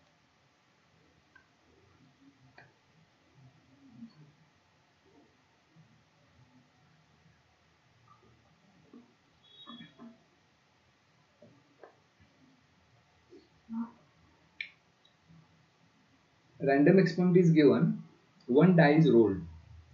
एक डाय रोल केलाय आणि सर्वात अगोदर आपल्याला त्याचा सॅम्पल स्पेस लिहायचा आहे. If one die is rolled, in that case sample space काय असेल, तर sample space which is denoted by S is equal to, त्यावर कदाचित नंबर मिळेल 1, 2, 3, 4, 5 अँड 6, म्हणजेच n of S is equal to 6 as there are 6 sample points. आता पहिला event असा आहे, A इव्हेंट असा दिला आपल्याला, even number on the upper face, म्हणजे हा जो सॅम्पल स्पेस आहे त्याच्यामधले फक्त इव्हन नंबर्स आपल्याला पाहिजे. मग 1 हा इव्हन नंबर नाही, पहिला इव्हन नंबर आहे 2, त्यानंतर 4, 6, म्हणजे ह्या इव्हेंटमध्ये n of A किती मिळेल आपल्याला, तर एकूण 3 सॅम्पल पॉइंट्स आहेत. So n of A is equal to 3. तर हा झाला त्या इव्हेंटचा सेट फॉर्म आणि हे झाले number of sample points in that event. दुसरा इव्हेंट B असा आहे की ज्याच्यामध्ये आपल्याला odd numbers on the upper faces पाहिजे, म्हणजे हा जो सॅम्पल स्पेस आहे S त्याच्यामधले सगळे ऑड नंबर्स कलेक्ट करायचे. So first odd number is 1, then 3, then 5. तर हा झाला event B. n of B इथे सुद्धा 3 सॅम्पल पॉइंट्स आहेत. So n of B is equal to 3. So this is the second event. And the third event is that prime number on the upper face. म्हणजे या sample space मधले prime numbers आपल्याला collect करायचे आहेत event C मध्ये. मग 1 हा prime number नाही. 1 is neither prime nor composite. सगळ्यात लहान प्राईम नंबर कोणता, तर 2, त्यानंतर 3, त्यानंतर 5, एवढेच प्राईम नंबर्स आहेत. So n of C is also 3. तर ह्या पद्धतीने हे सॅम्पल पॉइंट्स आणि हे इव्हेंट्सचे सॅम्पल पॉइंट्स लिहिणं महत्त्वाचं आहे, कारण याच्यावरच आधारित आपण पुढचे प्रॉब्लेम सोडवू शकतो जे प्रोबॅबिलिटीवर आधारित आहेत, किंवा त्या एखाद्या इव्हेंटची आपल्याला प्रोबॅबिलिटी ज्यावेळेला काढायची असते त्यावेळेला हे सॅम्पल पॉइंट्स लिहिणं किंवा सॅम्पल स्पेसवरून आपल्याला जो इव्हेंट पाहिजे त्यामध्ये फेवरेबल आउटकम लिहिणं, बरोबर लिहिणं ते गरजेचं आहे. ते जर बरोबर आले तर आपली प्रोबॅबिलिटी बरोबर येते. आता पुढचा हा आणखी एक प्रश्न आहे. 2 डाइस आर रोल्ड सायमल्टेनियसली. ज्यावेळेला 2 डाइस टाकले जातात त्यावेळेला हा सॅम्पल स्पेस आपल्याला मिळतो. 1, 1, 1, 2, 1, 3 अप टू 6, 6, म्हणजेच n of S would be 36. एकूण 36 टर्म्स आहेत या सॅम्पल स्पेसमध्ये. आता इव्हेंट A आपल्याला असा दिलाय की sum of digits on upper faces is a multiple of 6. म्हणजे अप्पर फेसवर जे नंबर्स आहेत तर ते मल्टिपल ऑफ 6 आहेत, 6च्या पटीत आहेत. मग त्या 6च्या पटीत असणारे कोणकोणते नंबर्स आपल्याला मिळू शकतील ते आपण काढायचे. मग इथं पहिला नंबर आपल्याला मिळेल 15, म्हणजे पहिला पॉइंट 15 मिळेल, कारण 1 आणि 5 यांची बेरीज 6 येते, जे 6च्या पटीत आहे. 6 1 6. मग पहिल्या रो मध्ये फक्त हा एकच पॉइंट आहे 15. 16 काय होऊ शकत नाही, कारण 1 आणि 6ची बेरीज 7 होते, जे 6च्या पाड्यात नाही. दुसऱ्यामध्ये 2 आणि 4 हे मिळू शकतं आपल्याला, त्यामुळे हा दुसरा पॉइंट आपल्याला मिळाला 2, 4. तिसऱ्या रो मध्ये 3, 3, त्यामुळे हा तिसरा पॉइंट मिळाला. चौथ्या रो मध्ये 4, 2, पाचव्यामध्ये 5 1 आणि 6व्या रो मध्ये मिळेल 6 6 कारण 6 + 6 12 विच इज मल्टिपल ऑफ 6. तर एकूण हे 6 पॉइंट्स असे मिळतील ज्यांची सम, ज्यांच्या अप्पर केसेसवरच्या डिजिटची सम 6 ची मल्टिपल असेल. मग n ऑफ a याच्यावरून आपण काढू शकतो. एकूण हे पॉइंट्स किती आहेत तर 6. म्हणजे 1 5 is the first, 2 4 is the second, असे 6 पॉइंट्स आहेत. So n of a is equal to 6. तर ह्या पद्धतीने आपल्याला हे ॲक्युरेट जमलं पाहिजे, कारण त्याच्यावर आधारित पुढचा आपला प्रश्न अवलंबून असतो. तर दुसरा इव्हेंट आपल्याला बी असा दिला आहे, ज्याच्यामध्ये sum of the digits on upper faces is minimum 10 असं दिलेलं आहे. म्हणजे कमीत कमी हा शब्द सगळ्यात महत्वाचा आहे. जास्तीत जास्त आपल्याला लिमिट काही दिलेलं नाही, ते जास्तीत जास्त 10 पेक्षा जास्त पण असू शकतात. आता कमीत कमी 10 जर बेरीज पाहिजे असेल, असे सॅम्पल पॉइंट जर आपल्याला कलेक्ट करायचे असतील, तर 2 6 3 1 3 6 पर्यंत आपल्याला काही घेता येणार नाही. सुरुवात आपली होईल 4 6 पासून, कारण 4 + 6 10 येईल. आणि त्याच्या अगोदरचे हे सगळे सॅम्पल पॉइंट जरी आपण विचारात घेतले 1 1 पर्यंत, तर त्या कुणाचीच बेरीज 10 येत नाही. त्यामुळे सुरुवात आपली 4 6 पासून होते. So the first point is 4 6. त्यानंतर 4 6 नंतर येणार पॉइंट 5 1 आहे. तो आपण घेऊ शकत नाही, कारण 5 आणि 1 ची बेरीज 10 होत नाही. मग ह्या रो मध्ये सुरुवात होते 5 5 ची.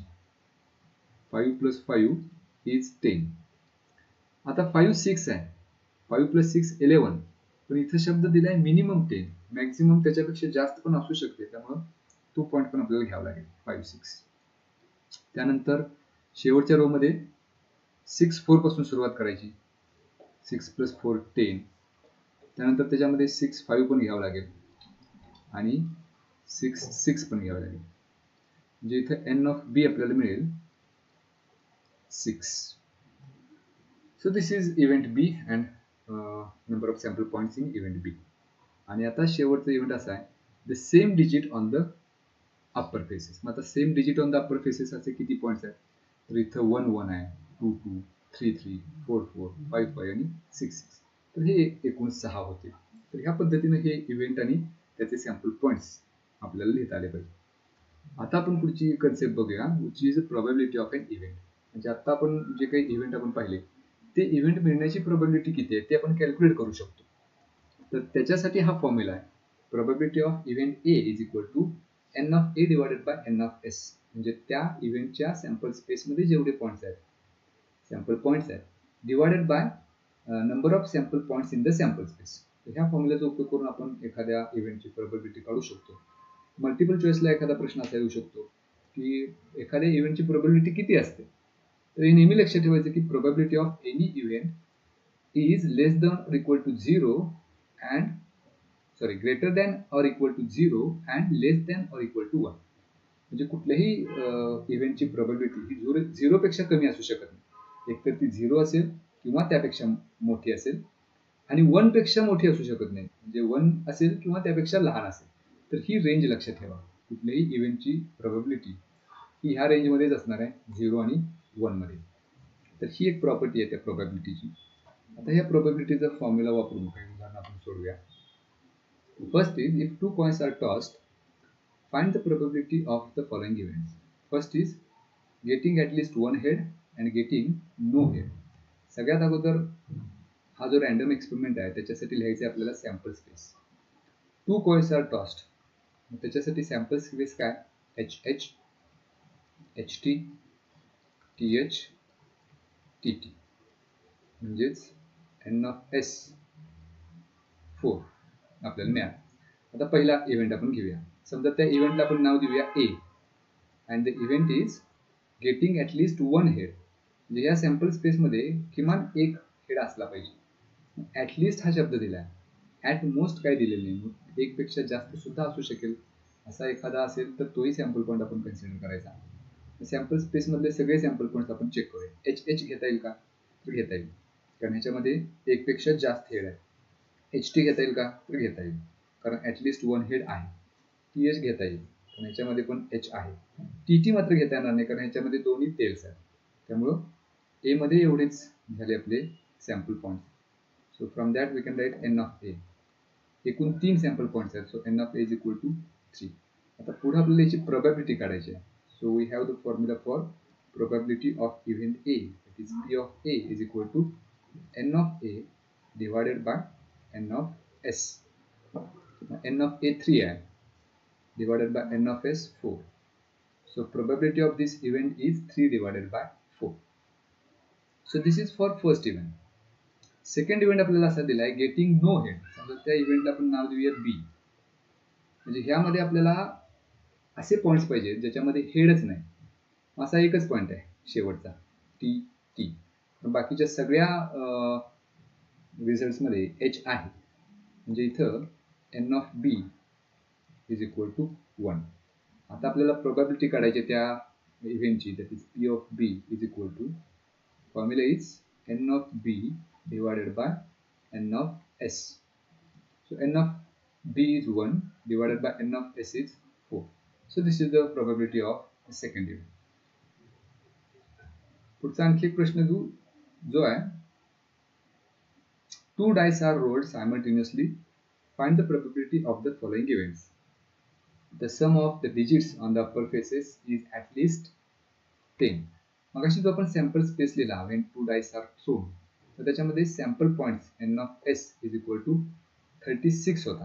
तर ते सॅम्पल पॉइंट्स इथे लिहिण्यात आपण वेळ नको घालवायला. आपण परीक्षेमध्ये मात्र पहिल्यांदा तो सॅम्पल स्पेस त्याच्यामधले सगळे सॅम्पल पॉइंट्स लिहायचे, मग खाली n of S is equal to 36 असं लिहायचं आणि मग आपल्या पहिल्या इव्हेंटला सुरुवात करायची. So let us name the first event as A. आणि ह्याच्यामध्ये आपल्याला काय पाहिजे, sum of digits on upper faces is at least 10. कमीत कमी 10 बेरीज पाहिजे. मग याची सुरुवात मगाशीच आपण जसं पाहिलं 4 6 पासून होते. So 4 6 is the first point. Then second point is 5 5. Third point is 5 6, कारण 5 आणि 6 ची बेरीज 11 आहे जी 10 पेक्षा जास्त आहे. Next is 6 4, then 6 5 and last 6 6. तर एवढेच पॉइंट्स मिळतील ज्यांच्या अप्पर फेसेसवरच्या डिजिटची सम 10 किंवा त्यापेक्षा जास्त असेल. म्हणजेच n of A is equal to, हे एकूण पॉइंट्स मिळाले आपल्याला 6. आता याची प्रोबॅबिलिटी आपण काढू शकतो. P of A is equal to, by using the formula n of A divided by n of S. So n of A is 6 divided by n of S is 36. जर इथं भाग घालवला तर साईज आहे 36. It is 1 divided by 6. So probability of the first event is 1/6. त्याच पद्धतीने दुसरा जो इव्हेंट आहे त्याची प्रोबॅबिलिटी आपण काढू शकतो. त्या इव्हेंटला आपण नाव देऊया इव्हेंट बी. तो इव्हेंट काय आहे, sum of digits on upper faces is 33. आता ते जे 36 पॉइंट्स आहेत त्यामधले कुठलाही पॉइंट जर घेतला तर त्याच्यावरच्या अप्पर फेसेसची बेरीज 33 होऊ शकत नाही, कारण मॅक्झिमम 6 6 याची बेरीज होईल 12. त्यामुळे 33 सम असणारे कोणतेच डिजिट्स आपल्याला त्याच्यामध्ये त्या सॅम्पल स्पेसमध्ये मिळत नाहीत. म्हणजे हा जो सेट आहे तो एम्प्टी स्पेस मिळेल आपल्याला. म्हणजे n of B is equal to 0. आता त्याची प्रोबॅबिलिटी आपल्याला काढायची आहे. P of B is equal to, formula is n of B divided by n of S. n of B is 0 divided by 36. So 0/36 is 0. म्हणजे ह्या इव्हेंटची probability असणार आहे 0, कारण अशी प्रोबॅबिलिटीज आपल्याला मिळणार नाही, म्हणजे तो 0. आणि त्याच पद्धतीने आता शेवटचा जो इव्हेंट आहे ते उदाहरण तुम्ही सोडवू शकता. The digit on the first die is greater than digit on the second die. आता हा जो इव्हेंट आहे त्याच्यामध्ये पॉइंट्स कोणकोणते येतील, पहिल्या डायवरचा डिजिट दुसऱ्यापेक्षा मोठा असणार. मग इथं पहिल्या रो मध्ये एकही आपल्याला एलिमेंट मिळणार नाही, कारण त्याची सुरुवात 1 न होते आणि पुढचे सगळे पॉइंट्स त्याच्यापेक्षा मोठे. दुसऱ्या रो मध्ये मिळेल 2 1. 2 2 पासून पुढे काही घेता येणार नाही. तिसऱ्या रो मध्ये 3 1 हा एक घेता येईल, त्यानंतर 3 2 घेता येईल, त्यामध्ये त्याच्या पुढे काही घेता येणार नाही. तर असे डिजिट्स, असे पॉइंट्स आपल्याला घ्यायचे आहेत ज्याच्यामध्ये पहिल्या डायवरचा डिजिट जो आहे तो दुसऱ्यापेक्षा मोठा असणार आहे. म्हणजे इथं 2 1 असेल, 3 1 असेल, 3 2 असेल. असे सगळे सॅम्पल पॉइंट्स घेत जा, n of C मिळेल आणि हा फॉर्म्युला वापरून त्या इव्हेंटची सुद्धा प्रोबॅबिलिटी आपल्याला काढता येईल. तर हा आणखी एक प्रश्न जो आपण प्रोबॅबिलिटीवर आधारित सोडवू शकतो. आणखी एक प्रश्न घेऊया आपण. A 2-digit number is formed with digits 2 3 5 9 2 3 5 7 9 without repetition. What is the probability of the number formed is दोन पॉसिबिलिटी दिलेत, अन ऑड नंबर मल्टिपल ऑफ 5. सगळ्यात अगोदर आपल्याला लिहायचं सॅम्पल स्पेस एस. त्याच्या अगोदर हा रँडम एक्सपेरिमेंट परीक्षेमध्ये घेऊन घ्यायचा. अ 2 digit number is formed with digits 2 3 5 7 9 without repetition. हे सगळ्यात महत्त्वाचं आहे. म्हणजे पहिल्यांदा 2 घेऊन नंतर 3 घ्यायचा, म्हणजे पहिला नंबर मिळेल 23, त्याच्या पुढचा नंबर मिळेल 2 आणि 5 म्हणजेच 25, त्याच्यानंतर 2 आणि 7 27, त्याच्यानंतर 2 आणि 9 29. म्हणजे 2 सुरुवातीला घेऊन एक एक डिजिट पुढे आपण घेत गेलो आणि हे 4 नंबर मिळाले. आता 3 पहिल्यांदा घ्यायचा आहे, म्हणजे नंबर मिळेल 32. 33 घेता येणार नाही कारण इथं कंडिशन दिलेली आहे विदाउट रिपिटेशन. मग 32 झाल्यानंतर 35 होईल, 37 होईल, 39 होईल. आता 5 सुरुवातीला घेऊया. 52 53 57 59. आता 7 सुरुवातीला घेऊया. 72 73 75 79. सगळ्यात शेवटी 9 सुरुवातीला घेऊया, म्हणजे नंबर्स मिळतील 92 93 95 अँड 97. तर हे एकूण किती नंबर्स मिळाले, तर n of S is equal to, तर या सगळ्या नंबर्सची संख्या जर आपण मोजली तर ती येते 20. So n of S is equal to 20. आता आपण पहिला इव्हेंट घेऊया ज्याला आपण नाव देऊया ए. त्यामध्ये नंबर्स आपल्याला असे पाहिजेत अँड ऑड नंबर. मग ह्या सॅम्पल स्पेस मधले कोणकोणते नंबर्स ऑड आहेत ते कलेक्ट करायचे. पहिला number 23 which is odd, then 25 odd, 27 29 32 हा ऑड नाही, हा इव्हन आहे त्यामुळे तो घेता येणार नाही. त्याच्या पुढचा 35 37 39 52 पण घेता येणार नाही. त्याच्या पुढे 53 57 59 72 इव्हन नंबर आहे त्यामुळे त्याच्या पुढचा 73 75 79 92 घेता येणार नाही, 93 95 97. तर हे सगळे ऑड नंबर्स आहेत. हे एकूण किती आहेत ते पहिल्यांदा काढावं लागेल. तर हे एकूण नंबर आहेत 16. N of A is equal to 16. आता ह्याची प्रोबॅबिलिटी पण आपल्याला काढायची आहे. P of A is equal to, formula is n of A divided by n of S. N of A 16 आहे, divided by n of S is 20. So probability of this event is 16/20. ह्याला आपण simplify पण करू शकतो. 4 न भाग जाईल, 4 चौक 16, 4 पंचे 20. So probability is 4 divided bye 5. एक लक्षात ठेवायचं की प्रोबॅबिलिटी कुठलीही काढल्यानंतर असं जे काही आपल्याला फ्रॅक्शन मिळणार आहे त्याच्यामध्ये छेद हा अंशापेक्षा मोठाच पाहिजे. जर एखादी प्रोबॅबिलिटी आपल्याला 5 डिवायडेड बाय 4 अशी मिळत असेल तर याचा अर्थ आपण कुठेतरी चुकलेला आहे हे लक्षात घ्यायचं. कारण प्रोबॅबिलिटी जी आहे कुठल्याही इव्हेंटची ती 1 पेक्षा लहानच असते. मग 1 पेक्षा लहान कधी मिळणार, जर डिनॉमिनेटर हा न्यूमरेटर पेक्षा मोठा असेल तरच. त्यामुळे ही एक व्हेरिफिकेशन मेथड म्हणून सुद्धा आपण वापरू शकतो. आपलं उत्तर बरोबर आहे का हे सुद्धा चेक करू शकतो. कुठल्याही इव्हेंटची प्रोबॅबिलिटी अशी असू शकत नाही ज्याच्यामध्ये छेद लहान असेल. छेद हा मोठाच पाहिजे तरच ती प्रोबॅबिलिटी ते उत्तर बरोबर आहे आपलं. तर पुढचा आणखी एक प्रश्न आपल्याला असा दिलाय, ज्याला आपण इव्हेंट बी म्हणूया. आणि तो इव्हेंट बी आपल्याला असा पाहिजे where the numbers are multiple of 5. 5च्या पटीतल्या संख्या. आता ह्या सॅम्पल स्पेस मधल्या अशा कोणत्या संख्या आहेत ज्या 5च्या पटीत आहेत त्या सगळ्या आपण कलेक्ट करूया. फर्स्ट नंबर इज 25 कारण एकच स्थानी 5 आहे. त्याच्यानंतर आणखी कोणती संख्या आहे 25 नंतर, तर 35 असेल. त्यानंतर 75 आणि सगळ्यात शेवटी 95. तर या 4च संख्या असतील which are multiple of 5. So n of B is equal to 4. आता ह्या इव्हेंटची सुद्धा प्रोबॅबिलिटी आपल्याला काढायची आहे, म्हणजे पी ऑफ बी काढायचा आहे. So P of B is equal to, formula is n of B divided by n of S.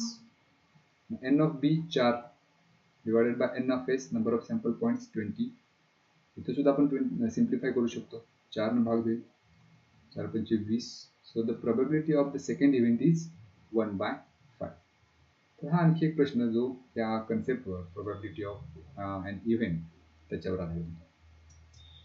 पुढचा टॉपिक आहे फायनान्शियल प्लॅनिंग. तर याच्यामधले बेसिक टर्म्स पहिल्यांदा आपण समजून घेऊया. सुरुवात होते जीएसटी पासून, गुड्स अँड सर्व्हिस टॅक्स.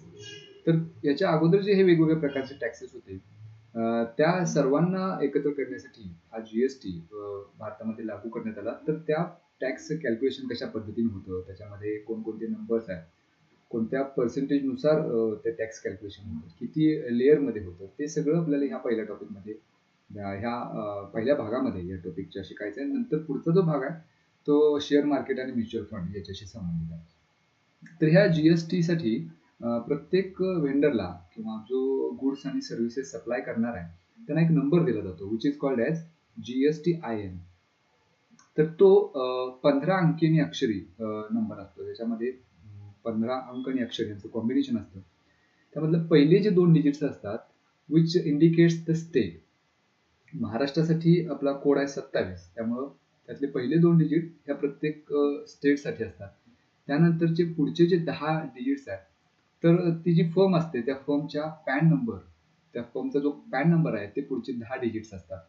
आणि पुन्हा मग शेवटचे 3 अल्फा आणि न्यूमरल्स यांचं कॉम्बिनेशन असतं जसं की 105.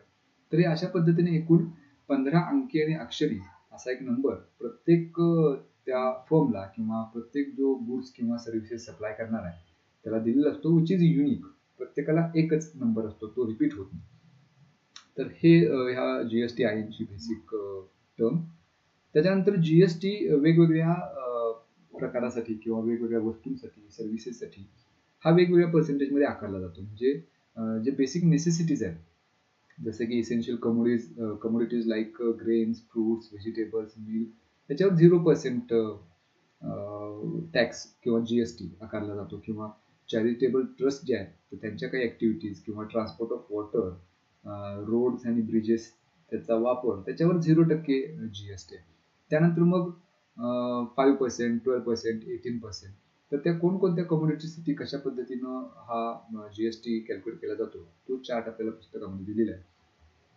आपण एक जीएसटीचा टॅक्स इन्व्हॉइस आहे त्याचं एक सॅम्पल इथं कम्प्लीट करूया. म्हणजे अशा पद्धतीनं एखादा जीएसटी टॅक्स इन्व्हॉइस किंवा बिल त्याला आपण म्हणतो ते पूर्ण करायचं असेल तर इथं त्या फर्मचं किंवा त्या शॉपचं नाव असणार आहे, मोबाईल नंबर असेल, ईमेल असेल आणि इथं या डाव्या कोपऱ्यामध्ये असतो तो GSTIN. त्या फर्मचा किंवा त्या शॉपचा GSTIN असतो. त्याच्यानंतर इनव्हॉइस डेट आहे, ज्या तारखेला ते बिल तयार केलं तर ती तारीख या उजव्या कोपऱ्यामध्ये लिहिली जाते.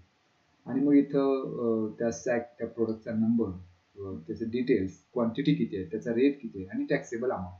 त्याच्या पुढे हे जे 2 कॉलम्स आहेत ते CGST आणि SGST. CGST for central GST आणि SGST फॉर स्टेट GST. तर ह्यांचं जे रेशो आहे तो सेम असतो, 1:1 असतो. जितका सेंट्रल GST आहे तेवढाच स्टेट GST. तर या पद्धतीने हे बिल आपल्याला कम्प्लीट करायचं. मग आता इथे टॅक्सेबल अमाऊंट ह्या पहिल्या प्रोडक्टची म्हणजे कॉफीची एक क्वांटिटी घेतली ज्याच्या एकाचा रेट आहे 20, मग टॅक्सेबल अमाऊंट किती होईल तर 20 × 120. त्याचे 2.5% काढायचे. So we have to calculate 2.5%, that means 2.5 into 100. आणि हे कशाच्या काढायचे तर 20च्या. मग इथे जर भाग घालवला 20 5 ला भाग जाईल आणि 5 न पुन्हा एकदा 2.5 ला जर भाग घालवला 0.5 म्हणजे इथं CGST असणार आहे 0.5. मग एकदा का CGST काढला की पुन्हा एकदा SGST कॅल्क्युलेट वेगळा करण्याची गरज नाही. जितका CGST आहे तेवढाच रेट आहे 2.5, म्हणजे SGST सुद्धा तितकाच असेल 0.5. त्याच्यानंतर दुसरा आयटम आहे मसाला टी. त्याची क्वांटिटी 1 आहे, रेट आहे 10 रुपये, टॅक्सेबल अमाऊंट 10 आहे. मग आता याचा CGST काढायचा आहे. CGSTचं पर्सेंटेज दिलेलं नाही पण SGST दिले 2.5. मग तितकंच CGST असणार आहे. So we have to calculate 2.5% of ₹10. मग आता ह्या 2.5% म्हणजेच 2.5 डिवायडेड बाय 100 इंटू 10. 0 ला 0 निघून जाईल.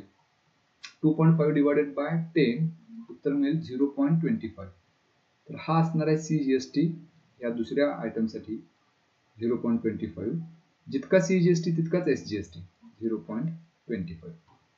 आणि आता सगळ्यात शेवटी तिसरा प्रोडक्ट आहे मसाला डोसा. त्याची क्वांटिटी 2 आहे आणि एकाचा रेट 60 आहे. 16 × 2 120 होईल. टॅक्सेबल अमाऊंट झाली 120.00. आता याचा सुद्धा CGSTचा रेट आहे 2.5%. मग 120चा आपल्याला 2.5% काढायचा आहे. सो 120 इंटू 2.5% म्हणजेच काय 2.5 डिवायडेड बाय 100. इथं 0 ला 0 निघून जाईल. So 12 into 2.5 divided by 10, it is 0.25. So 0.25 into 12, it is 3. म्हणजे हा CGST असणार आहे 3 किंवा तेच आपण असं लिहू शकतो 3.00.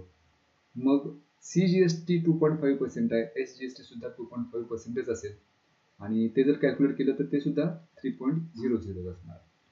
आता हे जे सगळं आपण कॅल्क्युलेट केलेलं आहे CGST, SGST प्रत्येक फूड आयटमसाठी, तर त्याची खाली टोटल करायची प्रत्येकाची.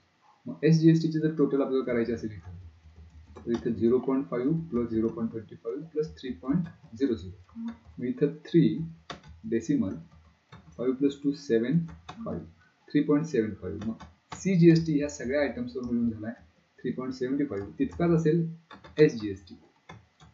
मग टोटल आपल्याला काढायचे म्हणजे 3.75 प्लस 3.75 हा असेल टोटल GST.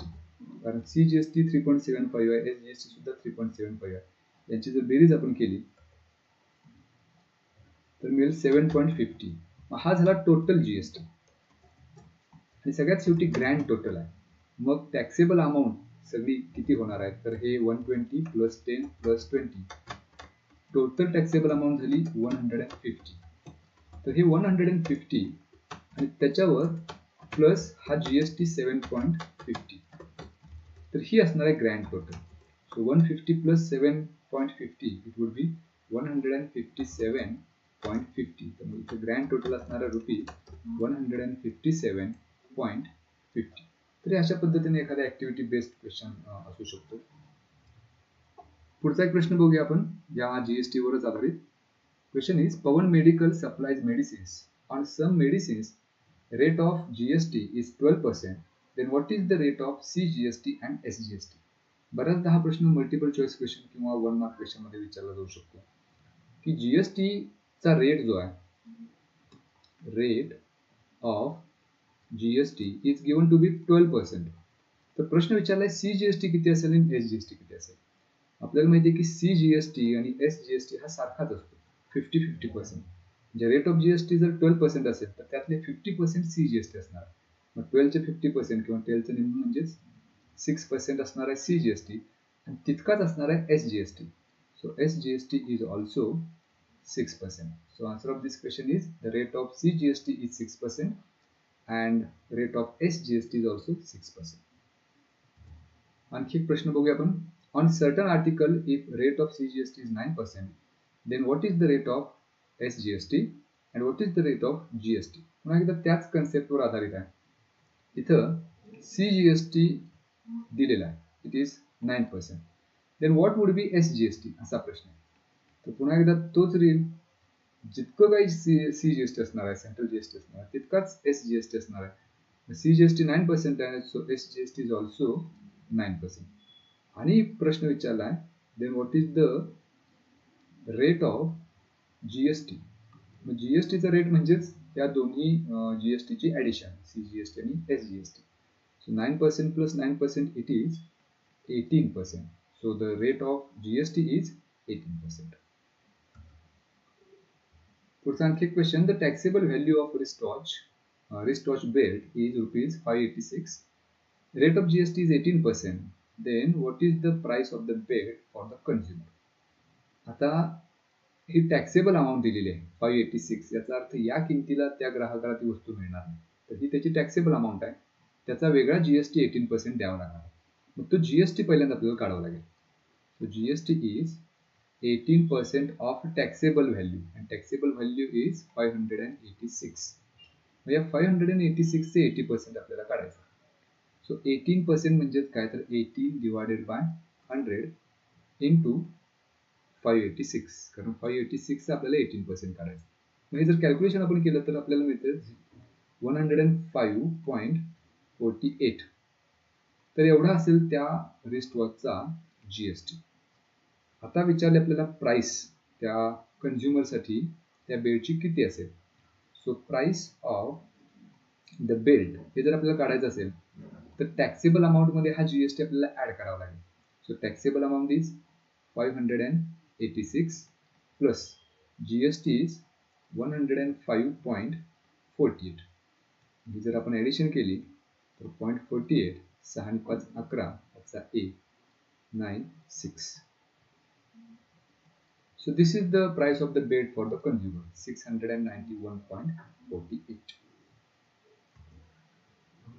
तर पुढचे कन्सेप्ट आहे याच्यावर जीएसटी वर input tax credit, that is ITC. तर इनपुट टॅक्स क्रेडिट म्हणजे काही वेळेला एकच वस्तू 2-3 व्यवहारामधून जात असते. म्हणजे एखादा विक्रेता ती वस्तू कुणाकडून तरी खरेदी करतो आणि तो दुसऱ्याला विकतो. तर ही खरेदी करत असताना त्याला जीएसटी भरावा लागतो. तो झाला इनपुट टॅक्स क्रेडिट, जो त्याला अगोदर भरलेला असतो. आणि विकताना त्याला जीएसटी पुन्हा एकदा कॅल्क्युलेट करायला लागतो, which is called as output tax. मग ह्या दोन्हीच्या मधला जो डिफरन्स आहे तो असतो जीएसटी पेएबल. म्हणजे त्यानं स्वतःला किती जीएसटी दिला ते काढण्यासाठी हा formula, output tax minus input tax credit. तर ह्याच्यावर आधारित एक उदाहरण आपण बघूया आता. Aamir enterprise purchased chocolate sauce bottles and paid GST of rupees 3,800. He sold those bottles to Akbari Brothers and collected GST of rupees 4,100.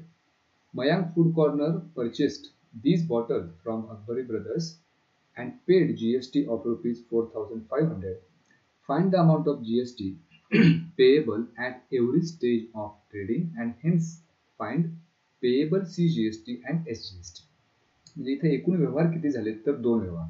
पहिला आमिर एंटरप्राइजेसनं तो अकबरी ब्रदर्सना विकला, हा पहिला झाला व्यवहार. आणि दुसरा अकबरी ब्रदर्स आणि मयांक फूड कॉर्नर याच्यामध्ये झालेलं दुसरं transaction.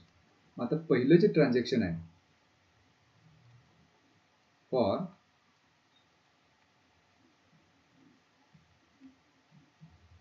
The first transaction GST payable आपण काढूया. GST payable is equal to, म्हणजे जीएसटी पेएबलचा फॉर्म्युला याच्या अगोदर आपण पाहिला की output tax minus input tax credit. मग इथे आउटपुट टॅक्स पहिल्या व्यवहारासाठी म्हणजे आमिर एंटरप्राइजेससाठी इनपुट टॅक्स 3,800 आहे आणि त्याने घेतलेला टॅक्स कलेक्टेड टॅक्स आहे 4,100, म्हणजे हा झाला output tax. So the formula is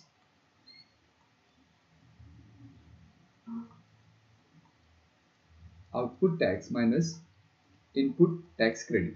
output tax आपला असणार आहे 4,100 minus input tax credit is 3,800. ही जर वजाबाकी आपण केली तर रुपीज 3,000 एवढा झाला जीएसटी पेएबल. आता इथं लगेचच त्याचा CGST आणि SGST काढू शकतो. म्हणजे एकूण जीएसटी रुपीज 300 आहे, त्यामधला CGST आणि SGST प्रत्येकी हाफ असणार आहे. म्हणजे 300च्या हाफ रुपीज 150 हा असेल CGST आणि SGST सुद्धा तितकाच असेल, इट इज रुपीज 150. हे झालं पहिल्या ट्रान्झॅक्शनसाठी. आता same way we can find this tax calculation for second transaction. So for the second transaction again we can find GST payable by the formula output tax minus input tax credit. तर second जे transaction झालंय त्याच्यामध्ये output tax आहे 4,500, कारण ते Mayank food कॉर्नरला एवढ्याला देत असताना अकबरी ब्रदर्सनं 4,500 एवढा टॅक्स दिला. आणि त्याचा इनपुट टॅक्स क्रेडिट किती असणार आहे तर पहिल्या ट्रान्झॅक्शन मध्ये जे त्यानं दिलेलं आहे दॅट इज 4,100, हा झाला त्याचा ITC इनपुट टॅक्स क्रेडिट. मग या दोन्हीचा डिफरन्स म्हणजे GST payable for the second transaction that is 4,500 minus 4,100 it's rupees 400. हा इतका जीएसटी पेएबल आहे. पुन्हा एकदा याचा सुद्धा आपण CGST आणि SGST काढू शकतो.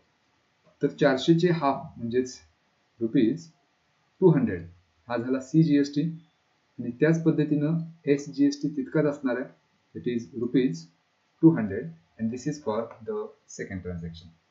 तर या पद्धतीनं आपण दोन व्यवहारामध्ये टॅक्स कॅल्क्युलेशन कशा पद्धतीने होते जीएसटी ते काढू शकतो. तर पुढची कन्सेप्ट या टॉपिक मध्ये आहे शेअर होल्डर, स्टॉक एक्सचेंज आणि म्युच्युअल फंड. तर शेअर म्हणजे काय? Share is the smallest unit of the capital. The value of share is printed on company's certificate with other details and it is called as a share certificate. म्हणजे प्रत्येक company आपले जे जे भांडवल आहे तर त्या भांडवलासाठी एक सर्टिफिकेट तयार करत असतं, तर त्याला शेअर सर्टिफिकेट असं म्हणतात. आणि त्यावर त्याची प्राइस, त्याची व्हॅल्यू प्रिंटेड असते. शेअर होल्डर कोणाला म्हणायचं, तर जे कोणी ते खरेदी करेल ते त्याचे शेअर होल्डर झाले. आणि हा जो व्यवहार आहे बाईंग आणि सेलिंगचा, खरेदी विक्रीचा, हा जिथं होतो त्या ठिकाणाला म्हणतात स्टॉक एक्सचेंज. तर ह्या 3 बेसिक कन्सेप्ट. आता 2 कन्सेप्ट आपल्याला इथं समजून घ्यायचे, ते म्हणजे फेस व्हॅल्यू आणि मार्केट व्हॅल्यू. म्हणजे त्या कंपनीने ज्यावेळेला शेअर सर्टिफिकेट तयार केली त्यावेळेला त्या कंपनीनं प्रत्येक आपल्या सर्टिफिकेटची किंमत त्यावर जी काही प्रिंट केलेली असेल ती असते त्याची फेस व्हॅल्यू. आणि जशी ती कंपनी प्रगती करेल किंवा त्याचं नुकसान होत जाईल त्या पद्धतीने त्याची मार्केट व्हॅल्यू कमी किंवा जास्त होत असते.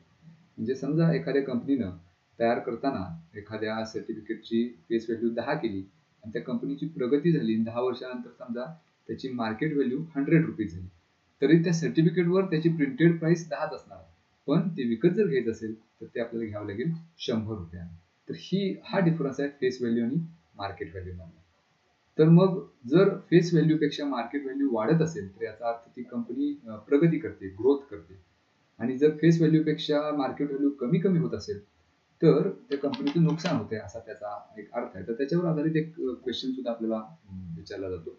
पण त्या अगोदर डिव्हिडंड म्हणजे काय बघूया. जर कंपनी एखादी फायद्यात जात असेल तर ती तो जो फायदा आहे तो आपल्या शेअर होल्डर्सना ती कंपनी समान प्रमाणात विभागत असते.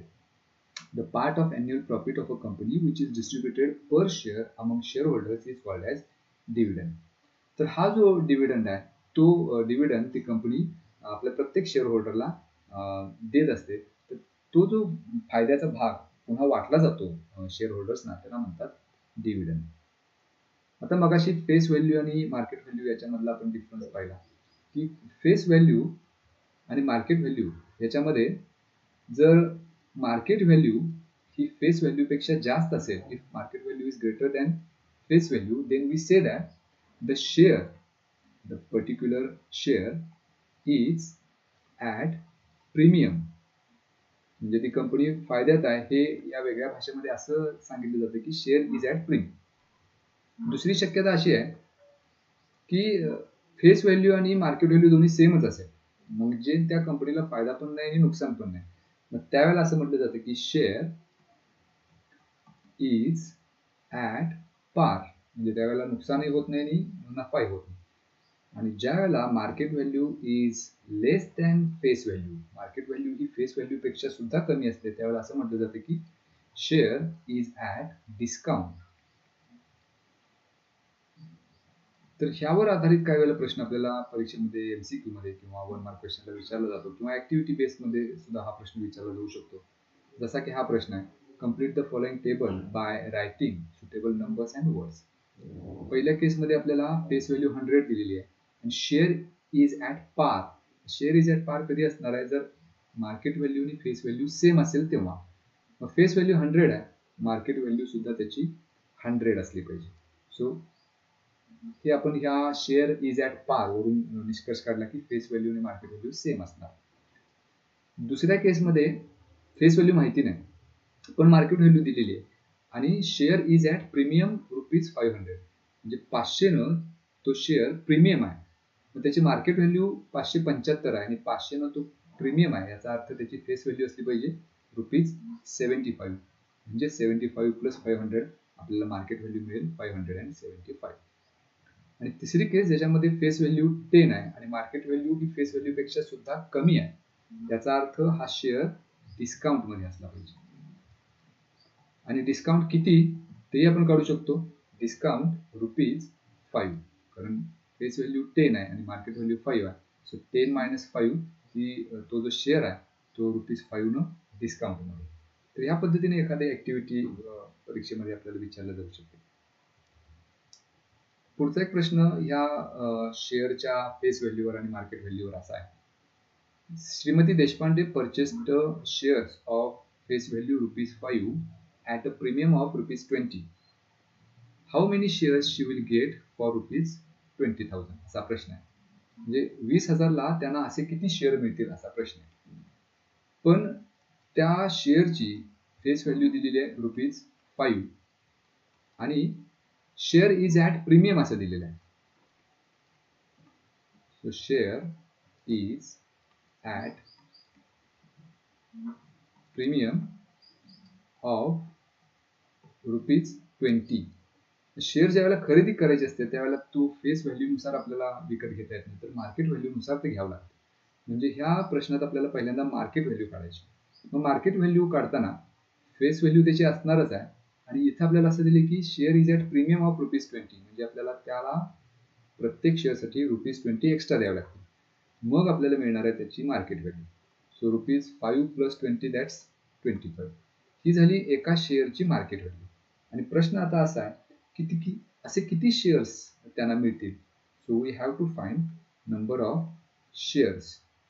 त्यामुळं एकूण ₹20,000 आहेत, तर त्या 20,000 मध्ये एकूण किती शेअर मिळतील हे काढायला त्या 20,000ला आपल्याला एका शेअरच्या मार्केट व्हॅल्यूने डिवाइड करायचं. That is we have to divide it by 25. मग 25 जर भाग घालवला तर 25 साठी 200 आणि वर 2 शून्य, याचा अर्थ शी will get 800 shares, number of shares at this market price. बऱ्याचदा आपल्याला असं वाटतं की फेस व्हॅल्यू त्याची 5 दिली, त्यामुळे ह्याला 5 ने डिवाइड करून आपण बऱ्याचदा चुकीचं उत्तर काढू शकतो. पण हे लक्षात ठेवायचं की ज्यावेळेला आपण शेअर खरेदी करतो त्यावेळेला ते मार्केट व्हॅल्यूनुसारच आपल्याला खरेदी करायला लागतं. तर त्यामुळे पहिल्यांदा फेस व्हॅल्यूवरून आपण मार्केट व्हॅल्यू काढली आणि मग या प्रश्नाचं उत्तर मिळालं. पुढचा एक प्रश्न, Shri Shantilal has purchased 150 shares of face value ₹100 for market value ₹120. Company has paid dividend at 7%.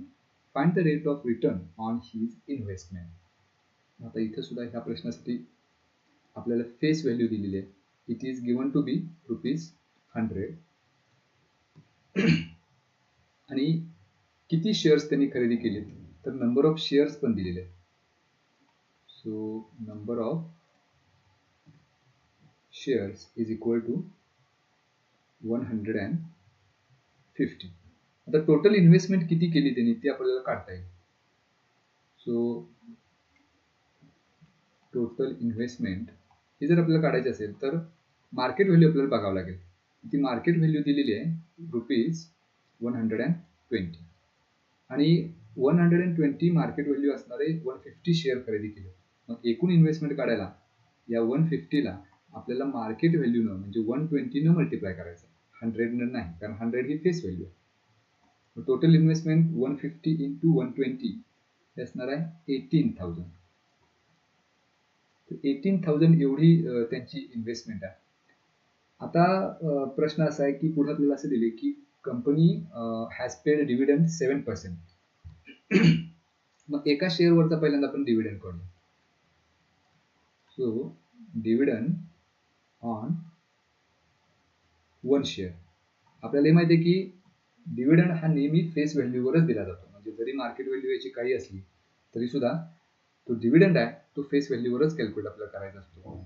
आणि जीएसटी जो आहे तो मार्केट व्हॅल्यूवर. हे बेसिक लक्षात ठेवा. आता इथं डिव्हिडंड दिलाय 7%. 7% कशाच्या तर फेस व्हॅल्यूच्या, आणि एका शेअरची फेस व्हॅल्यू किती दिली 100. So we have to calculate 7% of 100. 7% म्हणजेच काय तर 7 डिवायडेड बाय 100 इंटू 100. म्हणजे हे 100ला 100 निघून जाईल. म्हणजे एका शेअरवर त्यांना डिव्हिडंड मिळणार आहे ₹7. असे एकूण शेअर्स किती आहेत तर ते एकूण शेअर्स आहेत 150 जे आपल्याला दिले नंबर ऑफ शेअर्स. मग टोटल डिव्हिडंड जर आपल्याला काढायचं असेल, कारण डिव्हिडंड ऑन 1 शेअर आपण ₹7 काढला, मग टोटल डिव्हिडंड काढायला नंबर ऑफ शेअर्सलाच म्हणजेच 150ला आपल्याला 7 ने मल्टिप्लाय करावं लागेल. सो 150 इंटू 7 हा जर गुणाकार केला तर आपल्याला मिळेल 1050. हा झाला टोटल डिव्हिडंड. प्रश्न आपल्याला असा विचारलाय की रेट ऑफ रिटर्न काय आहे. मग रेट ऑफ रिटर्न आपल्याला जर काढायचा असेल तर तो रिटर्न एकूण किती मिळालाय तर 1050. आणि हा रिटर्न किती रक्कम इन्व्हेस्ट केल्यानंतर मिळाला तर टोटल इन्व्हेस्टमेंट आहे 18,000. So we have to divide it by 18,000. आणि आपण रेट ऑफ रिटर्न काढतोय आउट ऑफ 100 काढतोय, त्यामुळे त्याला मल्टिप्लाय करायचं 100. या झिरोला 2 झिरो निघून जातील, या झिरोला 0 निघून जाईल. So we have 105 divided by 18. हा जर भागाकार केला आपण तर उत्तर येईल 5.83%. So this is the rate of return. तर ह्या पद्धतीने आपल्याला हे कॅल्क्युलेट करायचं आहे. हे लक्षात ठेवा की ज्या वेळेला टोटल इन्व्हेस्टमेंट काढायची असते त्यावेळेला आपल्याला मार्केट व्हॅल्यूला नंबर ऑफ शेअर्सनं मल्टिप्लाय करायचं आहे आणि डिव्हिडंड ज्यावेळेला काढायचा असतो त्यावेळेला जी काही आपली फेस व्हॅल्यू असेल त्या फेस व्हॅल्यूवर डिव्हिडंड आकारला जातो. तर ह्या बेसिक टर्म्स आहेत. त्यानंतर हे जे GST किंवा हे जे खरेदी विक्री होते स्टॉक एक्सचेंजमध्ये तर त्याच्यावर ब्रोकरेज सर्व्हिस आकारली जाते. तर त्याच्यावर काही प्रॉब्लेम्स आपण आता सोडूया. आणि पुढची कन्सेप्ट आहे म्युच्युअल फंड. म्हणजे प्रत्येक जण प्रत्येक कंपनीमध्ये इन्व्हेस्ट करू शकत नाही. मग त्या इन्व्हेस्टमेंटसाठी एक रिसर्च टीम असते जी आपला पैसा आपल्याकडून घेऊन वेगवेगळ्या कंपन्यांच्या मध्ये चांगल्या पद्धतीनं इक्वली इन्व्हेस्ट करते आणि आपल्याला फायदे मिळवून देते. तर असे जे काही प्रोडक्ट्स असतात त्यांना म्हणतात म्युच्युअल फंड, जे आपल्या वतीनं त्या शेअर मार्केटमध्ये पैसा गुंतवत असतात. तर त्यावर आधारित एक उदाहरण आपण आता सोडवू. A share is sold for the market value of ₹1000. Brokerage is paid at the rate of 0.1%. What is the amount received after sale? आता इथं आपल्याला मार्केट व्हॅल्यू दिलेली आहे. Market value of the share is given to be ₹1000. आता प्रश्न असा आहे, what is the amount received after sale. मग एक शेअर विकल्यानंतर किती रुपये मिळेल असा प्रश्न आहे. म्हणजे त्याची मार्केट व्हॅल्यू 1000 आहे पण brokerage is paid at the rate of 0.1%. मग तो ब्रोकरेज आपल्याला काढावा लागेल. So brokerage is equal to 0.1% of market value. मग सांगितल्या पद्धतीनं ब्रोकरेज हा नेहमी मार्केट व्हॅल्यूवर कॅल्क्युलेट केला जातो आणि डिव्हिडंड जो आहे तो फेस व्हॅल्यूवर कॅल्क्युलेट केला जातो. हे लक्षात घ्या. त्यामुळे ब्रोकरेज 0.1% ऑफ मार्केट व्हॅल्यू देत 1000. 0.1% म्हणजेच काय, 0.1 डिवायडेड बाय 100 इंटू 1000. दोन झिरोला 2 झिरो निघून जातील. 0.1 इंटू 10 इट इज 1. त्यामुळे ब्रोकरेज असणार आहे पर शेअर ₹1. प्रश्न असा आहे की amount received after the sale. So to calculate this one, that is amount received after the sale. कारण त्या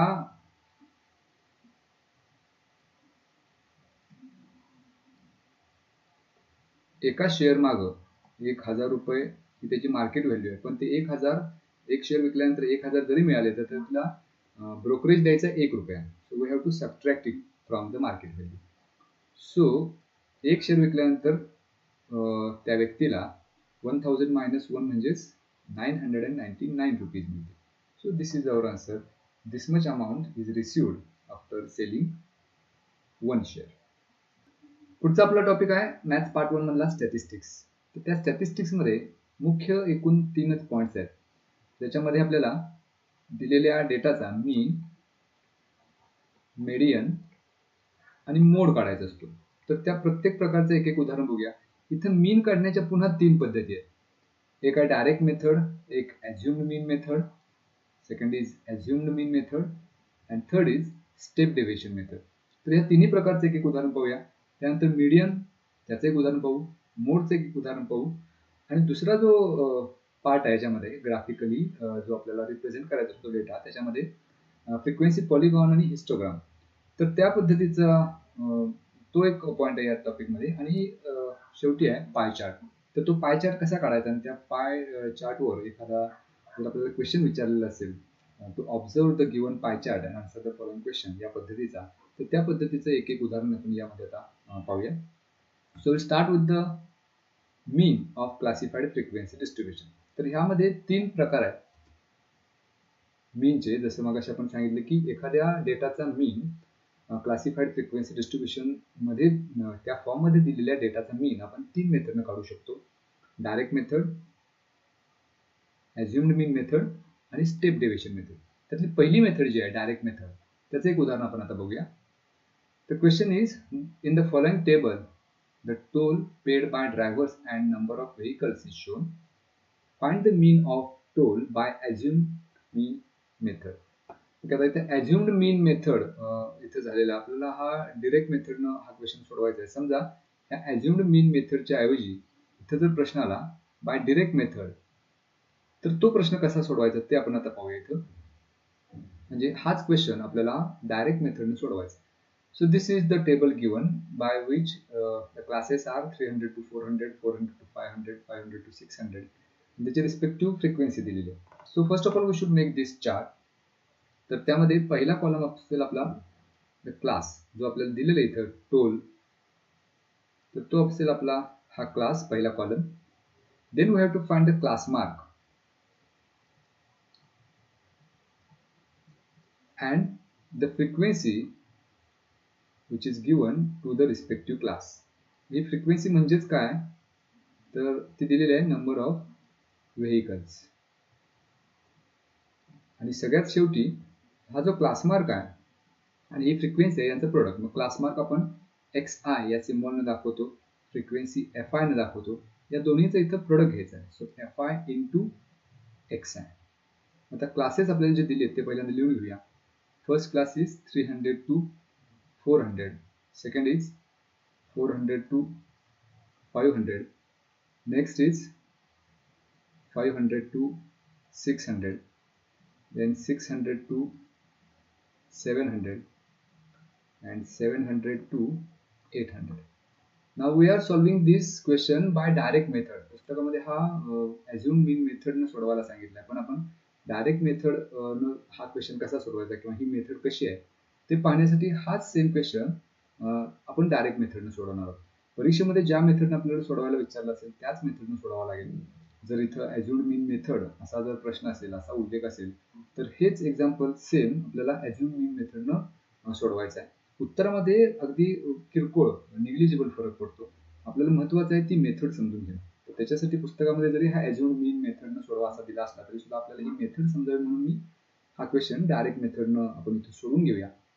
परीक्षेमध्ये मात्र ज्या मेथडनं आपल्याला सोडवायला सांगितलं असेल त्या मेथडनं आपण सोडवायचं. आता ॲज्युम्ड मीन मेथडनं हाच क्वेश्चन कसा सोडवायचा, तर त्याच्यासाठी पुढचा एक प्रश्न आहे ॲज्युम्ड मीन मेथडनं, तर तो सोडवूया. म्हणजे तीच पद्धत आपल्याला ह्या क्वेश्चनसाठी सुद्धा वापरता येऊ शकते. जर परीक्षेमध्ये हाच प्रश्न विचारला आपल्याला ॲज्युम्ड मीन मेथडनं सोडवायला, तर ती मेथड इथं आपण अप्लाय करू शकतो. आता इथे क्लासेस लिहून झाल्यानंतर आपण आपल्या या डायरेक्ट मेथडकडे पुन्हा येऊया. क्लासेस लिहून झाल्यानंतर क्लास मार्क लिहायचे. क्लास मार्क म्हणजे या दोन्हीचा मीन घ्यायचा. म्हणजे क्लास आपला 300 to 400, याचा मीन म्हणजे मिडल पॉईंट असणार आहे 350. 400 to 500 त्याचा असणार आहे 450. रिस्पेक्टिव्हली मग पुढचे सगळे 550, 650 आणि 750 असे प्रत्येकाशी रिलेटेड नंबर ऑफ व्हेकल्स म्हणजे फ्रिक्वेन्सी दिलेली आहे ती आपण पुढे लिहून घेऊया. म्हणजे पहिल्या क्लासची फ्रिक्वेन्सी आहे 80, सेकंड क्लासची फ्रिक्वेन्सी आहे 110, नेक्स्ट इज 120, देन 70 आणि लास्ट 40. आणि शेवटच्या ह्या कॉलममध्ये आपल्याला ह्या दोन्हींचा करायचा प्रोडक्ट. सो 350 इंटू 80 यांचा गुणाकार आपण करूया.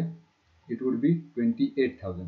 Then 450 into 110 it would be 49,500. 550 into 120 it is 66,000. 650 into 70 it would be 45,500. आणि 750 into 40 हे कॅल्क्युलेशन आधीच इथं करून ठेवले मी. 750 into 40 it would be 30,000. तर हे सगळे FI मिळाले. सगळ्यात शेवटी आपल्याला ह्या सगळ्यांची करायचे टोटल. म्हणजे हे जे FI आहे त्याची समेशन ही येईल 2,19,000. आणि त्याच पद्धतीने हे जे FI आहे फ्रिक्वेन्सी आहे त्यांची सुद्धा आपल्याला समेशन करायची आहे. So it is summation of FI is equal to 420. एवढं सगळं कॅल्क्युलेशन केल्यानंतर आपलं जे मेन टार्गेट आहे to find the mean which is denoted by x bar. The formula is summation of FI XI divided by summation FI. Summation FI XI आपण इथे या सगळ्या समेशन FI XI ची सम घेतलेली आहे 2,19,000 डिवायडेड बाय समेशन FI हे 420. या 0 ला 0 निघून जाईल.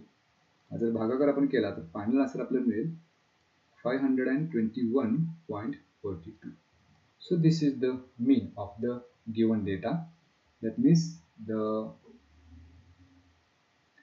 toll paid by the drivers, its mean is rupees 521.42. तर ही झाली डायरेक्ट मीन डायरेक्ट मेथड, ज्याच्यामध्ये आपल्याला फक्त क्लास मार्क काढायचा असतो आणि फ्रिक्वेन्सीचा प्रोडक्ट घेऊन त्या summation F I X I ला समेशन एफ आय ने डिवाइड करत असतो. तर ही सगळ्यात सोपी मेथड आहे. आता आणखी एक क्वेश्चन आपण बघूया, ज्यामध्ये आपल्याला अशाच पद्धतीने फ्रिक्वेन्सी डिस्ट्रीब्युशन टेबल दिलेला असतो आणि त्याचा मीन काढायचा असतो बाय ॲज्युम्ड मीन मेथड. आता ती ॲज्युम्ड मीन मेथड त्याच्या नावातच आहे, आपण एक मीन त्याचा ॲज्युम करायचा आणि मग ते उदाहरण सोडवलं जायचं. क्वेश्चन असा आहे, a frequency distribution table for production of oranges of some farm owners is given below. Find the mean production of oranges by assumed mean method. तर हे प्रोडक्शन दिलेलं आहे, त्याचे क्लासेस आहेत 25 to 30, 30 to 35 and so on, and number of form owners पण दिलेले आहे.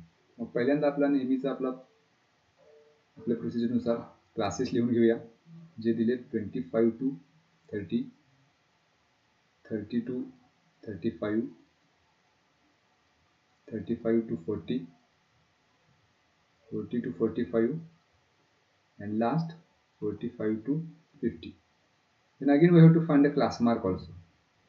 तर या केसमध्ये सुद्धा, या मेथडमध्ये सुद्धा आपल्याला क्लास मार्क शोधावा लागतो.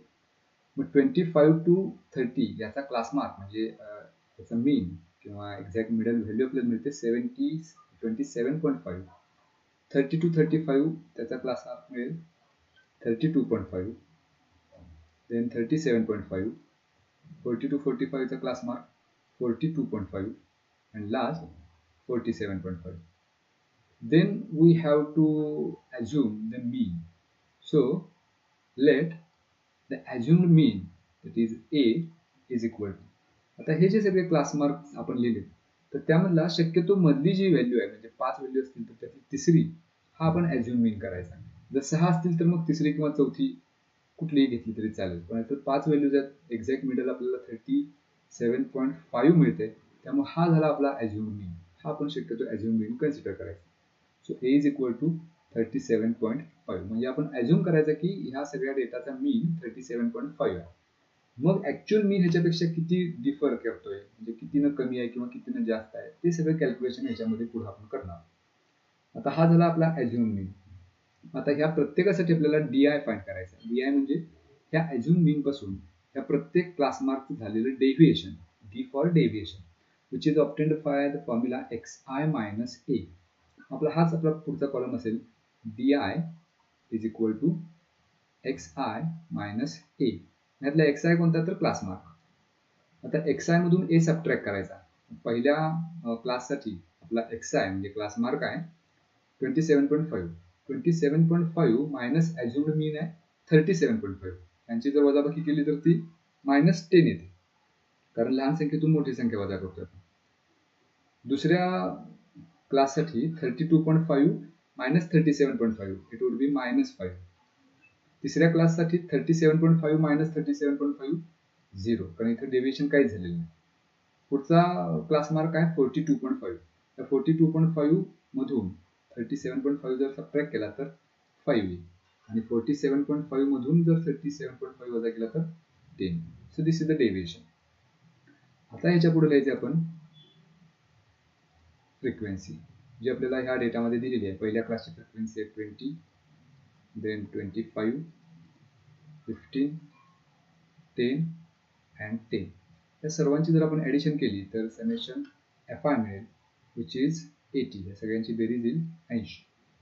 आणि इथं आता ही जी फ्रिक्वेन्सी आहे ती आपण एफ आय सिम्बॉलने दाखवायची. आणि शेवटचा कॉलम मागच्या मेथडमध्ये म्हणजे डायरेक्ट मेथडमध्ये आपण एफ आय एक्स आय घेत होतो, पण इथं आपण ॲज्युम मीन घेतल्यामुळे आपण डी आय कॅल्क्युलेट केली. त्यामुळे शेवटचा कॉलम आपला असेल F I into D I. म्हणजे हा कॉलम डी आयचा आणि हा फ्रिक्वेन्सीचा या दोन्हींचा गुणाकार करायचा.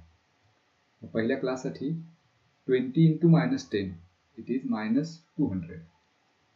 दुसऱ्या क्लाससाठी 25 इंटू -5, इट इज -125. 15 इंटू 0, शून्याला कुठल्याही संख्येने म्हणलं तर शून्यच मिळेल. 10 इंटू 5, 15. 10 इंटू 10, 100. आता ह्या शेवटच्या कॉलममध्ये ह्या दोन संख्या निगेटिव्ह आहेत, ह्या दोन संख्या पॉझिटिव्ह आहेत. शून्याचा काही प्रश्न नाही, कारण ह्या सगळ्यांची आपल्याला बेरीज करायची आहे. पहिल्यांदा या दोन निगेटिव्ह नंबर्सची ऍडिशन करूया. -200 -125 इट इज -325 आणि 50 + 100 इट्स 150. आता पुन्हा या दोन्हीची जर बेरीज केली -325 + 150 इट वुड बी -175. हे आपल्याला मिळालं summation fi into D I. आणि आपल्याला पुढे कॅल्क्युलेट करायला लागणार आहे समेशन fi डी आय. आता आपला नेहमीचा जो फॉर्म्युला आहे, पहिल्यांदा आपल्याला डी बार काढून घ्यायचा आहे. इथं ही जी मेथड आहे अजून मी मेथड त्याच्यामध्ये डिरेक्टली मीनचा फॉर्म्युला वापरायचा नाही. पहिल्यांदा आपल्याला डी बार काढून घ्यायचा आहे. and to find that we have the formula summation fi di divided by summation fi. The summation fi di इथं -175 आहे divided by summation fi is 80.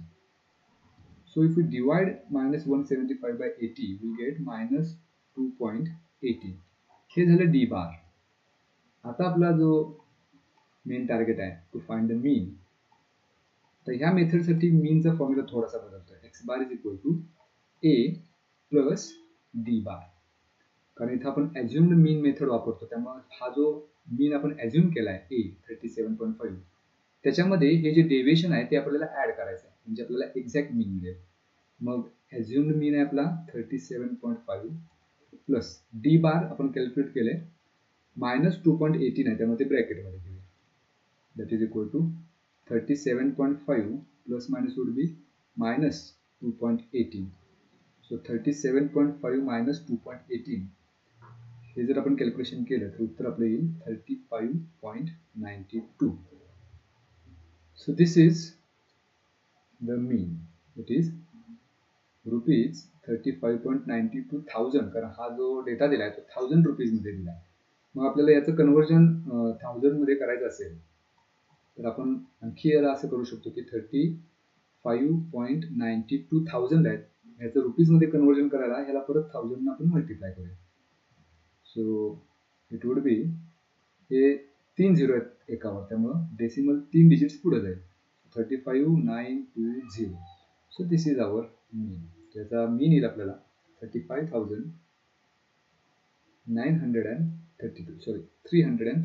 इथं गुणाकार 35.32 येईल.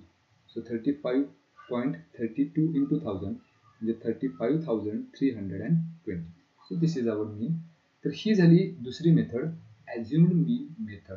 त्याच्यामध्ये एक मीन आपण ॲज्युम केला होता आणि सगळ्यात शेवटी त्याच्यापासून असणारं डेव्हिएशन हे आपण कॅल्क्युलेट केलं आणि एक्झॅक्ट मीन आपण काढलं. पुढची जी मेथड आहे आपली स्टेप डेव्हिएशन मेथड, त्यामध्ये ह्याच्यात थोडासा मॉडिफिकेशन आहे, थोडासा बदल आहे. एक कॉलम तिथं वाढतो, तेवढंच फक्त कम्पॅरेटिव्हली लक्षात ठेवा. ही सगळ्यात सोपी मेथड, डायरेक्ट मेथड. दुसरी ॲज्युम्ड मीन मेथड, त्याच्यामध्ये आपण डेव्हिएशन काढतो. आता ह्याच्यामध्ये आणखी थोडासा बदल करून पुढची मेथड आहे, पुढची स्टेप डेव्हिएशन मेथड. त्या पद्धतीचं एक उदाहरण आपण पाहू. प्रश्न असा असेल, अ frequency distribution of funds collected by 120 workers in a company for the drought affected people are given in the following table. Find the mean of the funds by step deviation method. तर हा fund दिलाय आपल्याला, त्याची range दिलेली आहे, त्याचे classes दिले आणि नंबर ऑफ वर्कर्स म्हणजे फ्रिक्वेन्सी दिली. मग इथे सुद्धा स्टेप डेव्हिएशन मेथडसाठी सगळ्यात पहिला जो आपला कॉलम असणार आहे तो असणार आहे क्लासचा. दुसरा कॉलम नेहमीच्या पद्धतीनं क्लास मार्कचा. हे पहिल्यांदा आपण काढून घेऊया. मग क्लासेस दिलेत आपल्याला 0 to 500 पहिला class, second is 500 to 1000, third is 1000 to 1500, next is 1500 to 2000, and last class is 2000 to 2500. त्या प्रत्येकाचा क्लास मार्क काढूया. पहिला क्लास 0 to 500 आहे, त्याचा एक्झॅक्ट मिडल व्हॅल्यू मिळेल 250 किंवा या क्लासचा मीन आहे 250. 500 to 1000 याचा क्लास मार्क येईल 750. 1000 to 1500 याचा क्लास मार्क येईल 1250. त्या लॉजिकनुसार पुढचा येईल 1750. लास्ट 2250.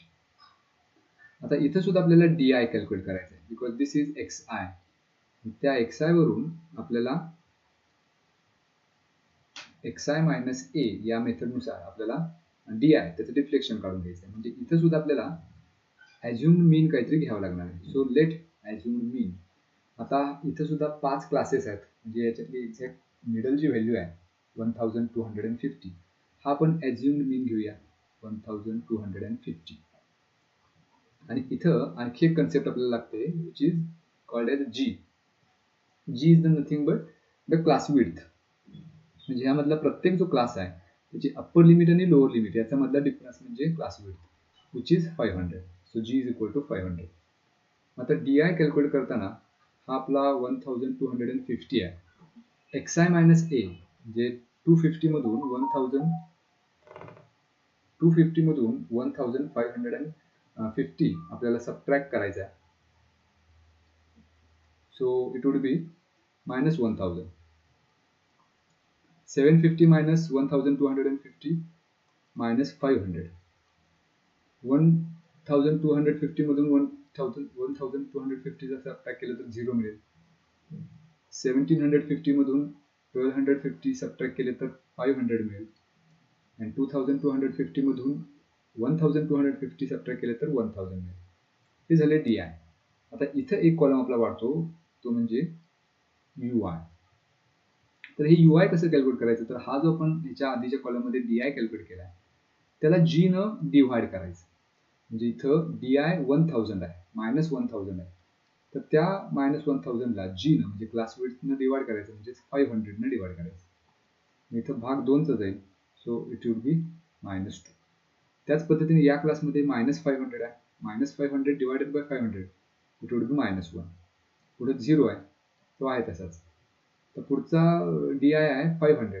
ह्या 500 ला पुन्हा एकदा जी न म्हणजे 500 न डिवाइड करायचं. 1 चा भाग जाईल 1/1 that's 1. 1000 divided by 500 it is 2. तर हे यू आय आपण कॅल्क्युलेट करून घ्यायचं. म्हणजे इथं हा एक कॉलम वाढला किंवा ही एक स्टेप वाढली, आपल्याला यू आय कॅल्क्युलेट करावं लागतं. आणि आता लिहायचं शेवटी एफ आय, जी फ्रिक्वेन्सी आपल्याला दिलेली आहे प्रत्येक क्लासची.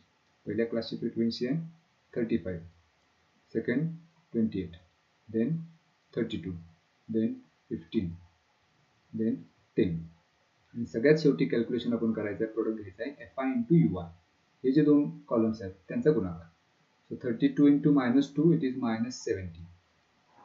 28 into -1 it is -28. 0 into 32 that's 0. 15 into 1 15. 10 into 2 20. आणि पुन्हा या सर्वांची करायची बेरीज. आता ह्या ज्या दोन निगेटिव्ह नंबर्स आहेत यांची ॲडिशन येईल -98. हे जे दोन पॉझिटिव्ह आहेत 15 + 20 हे 35. या दोन्हीची पुन्हा ॲडिशन करायची. -98 + 35 इट वुड बी -63. आणि हे काय मिळालं आपल्याला तर summation F I into you I. त्याच पद्धतीने समेशन एफ आय पण आपल्याला कॅल्क्युलेट करता येईल, कारण ते सुद्धा लागणार आहे आपल्याला. मग हा एफ आयचा column. So summation F I is equal to, ह्या सगळ्यांची बेरीज जर आपण केली तर ती 120. आता आपण यू बार कॅल्क्युलेट करूया पहिल्यांदा. So u bar is equal to summation F I U I divided by summation F I. आता इथे एक रिलेटेबल लक्षात येईल तुमच्या. मागच्या ॲझ्युमिंग मेथडमध्ये आपण डी बार काढला होता, जिथं फॉर्म्युला होता summation F I D I divided by summation F I. आता आपण यू बार काढतोय, formula is summation F I U I divided by summation F I. आता summation F I U I आपण काढलेलं इथं -63 divided by summation F I is 120. हे जर आपण ह्याला भाग घालवला तर उत्तर येईल. एक निगेटिव्ह नंबर न्यूमरेटरमध्ये निगेटिव्ह साईन असल्यामुळं जो काय भाग जाणार तो निगेटिव्हच जाणार आहे.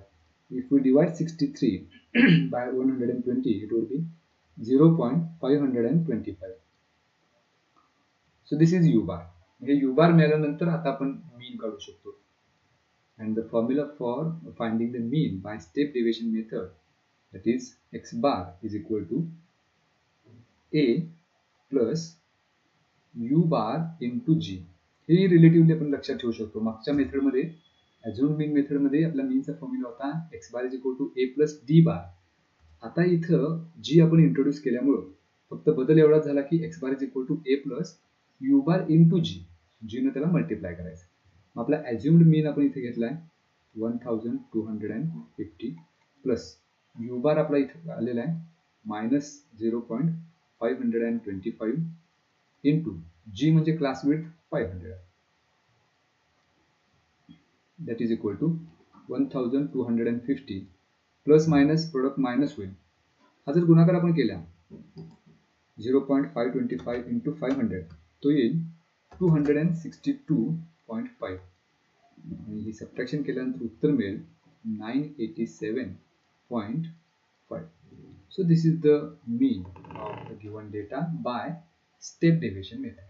तर या स्टेप डेव्हिएशन मध्ये फक्त एक लक्षात ठेवायचं की UI हा इंट्रोड्यूस झालाय जो आपण DI ला G न डिवाइड केल्यानंतर मिळणार आहे. आणि पुढे मग बाकीची मेथड तीच आहे. स्टेप डेव्हिएशन मेथड आणि अझ्युम्ड मीन मेथड मध्ये एवढाच फरक आहे. अझ्युम्ड मीन मेथड मध्ये फक्त आपण D बार काढत होतो आणि स्टेप डेव्हिएशन मेथड मध्ये U बार काढायचा होतो. तर परीक्षेमध्ये मीन काढायला ज्या मेथडने आपल्याला सांगितलं असेल तीच मेथड वापरून आपल्याला ते उदाहरण सोडवायचं आहे. दुसरी कुठली मेथड वापरून सोडवलं तर मात्र त्याचं पूर्ण क्रेडिट मिळत नाही आपल्याला. त्यामुळं ज्या मेथडने सांगितलं त्याच मेथडनं आपल्याला ते उदाहरण सोडवायचं. दुसऱ्या कुठल्या मेथडनं आपण सोडवलं तर त्याचे मार्क्स काही मिळत नाही. ठीक आहे. आता पुढचा मीनचे ह्या 3 पद्धती झाल्यानंतर पुढचा आपला डेटा जो आपल्याला दिलेल्या डेटाचा मेजर ऑफ सेंट्रल टेंडन्सी आहे मीडियन ते कशा पद्धतीने काढायचं त्याच्यावर एक उदाहरण आपण घेऊया. The frequency distribution table shows the number of mango trees in group and their yield of mangoes. Find the median of the data. आता मीडियन आणि मोड काढताना मात्र इथं कुठल्या पद्धतीने तिथे एकच पद्धत आहे. नंबर ऑफ मँगोज हे क्लासेसच्या फॉर्म मध्ये दिले आणि number of trees he frequency दिली. इथं 3च कॉलम आपल्याला लागणार आहे. एक पहिला जो क्लास दिलाय तो, दुसरा त्याची फ्रिक्वेन्सी, तिसरा आणखी इथं आपल्याला लागतो which is less than cumulative frequency और लेस दॅन CF. पहिल्यांदा हे क्लासेस आपण एका खाली लिहून घेऊया. First class is 50 to 100, second is 100 to 150, next is 150 to 200, 200 to 250, and last 250 to 300. तर प्रत्येकाची फ्रिक्वेन्सी पुढे आपण लिहूया. पहिल्या क्लासची फ्रिक्वेन्सी आहे 33, then 30, 90, 80, 70. तर लेस दॅन क्युम्युलेटिव्ह फ्रिक्वेन्सी कशी काढतो आपण तर पहिल्या क्लासची फ्रिक्वेन्सी आहे तशी लिहितो आणि तिथून पुढच्या क्लासची फ्रिक्वेन्सी आपण ऍड ऑन करत जातो. म्हणजे 33 प्लस 30 हे मिळणार आहे 63. त्या 63 मध्ये पुढच्या क्लासची फ्रिक्वेन्सी मिळवायची. So 63 plus 90 it is 153. 153 plus 80 it is 233 and 233 plus 70 it is 250. तर ही सगळ्यात शेवटची जी व्हॅल्यू आपल्याला मिळाली ती आहे n, म्हणजे ह्या सगळ्या फ्रिक्वेन्सीची सम. ही जर आपण बेरीज करून पाहिली तर ती सुद्धा येणार आहे 250. तर एवढंच आपल्याला लागतं मीडियन काढण्यासाठी. आता इथं मीडियन क्लास ठरवावा लागतो. तर तो मीडियन क्लास ठरवण्यासाठी हे जे n आपण काढले त्या सगळ्या फ्रिक्वेन्सीची सम त्याला 2 ने डिवाइड करायचं, त्याची हाफ घ्यायची. So n is 250. If we divide it by 2 we get 125. आता ह्या 125 वर आपला जो क्लास आहे मीडियन क्लास तो ठरत असतो. आपल्याला आता हा जो लेस दॅन क्युम्युलेटिव्ह फ्रिक्वेन्सीचा टेबल आहे किंवा कॉलम आहे त्याच्यामध्ये अशी व्हॅल्यू बघायची आहे जी जस्ट ग्रेटर दॅन 125 असेल. मग 33 तर लहान आहे, 63 पण लहान आहे, 153 ही 125 पेक्षा जस्ट ग्रेटर असणार आहे. त्यामुळे हा जो क्लास आहे म्हणजे लेस दॅन क्युम्युलेटिव्ह फ्रिक्वेन्सी 153 ज्या क्लासमध्ये आलेला आहे तो क्लास आपला मीडियन क्लास झाला. म्हणजे आपला मीडियन क्लास झाला आहे 150 to 200. हे सगळ्यात महत्त्वाचं आहे, हा मीडियन क्लास ठरवणं. मग हे या पद्धतीने ठरवायचं आहे. मग तो मीडियन क्लास आपण पहिल्यांदा लिहू. So the median class is equal to 150 to 200. आता ह्याच्यामध्ये काही टर्म्स आपल्याला लागणार आहेत. एक तर लागणार पहिली टर्म L.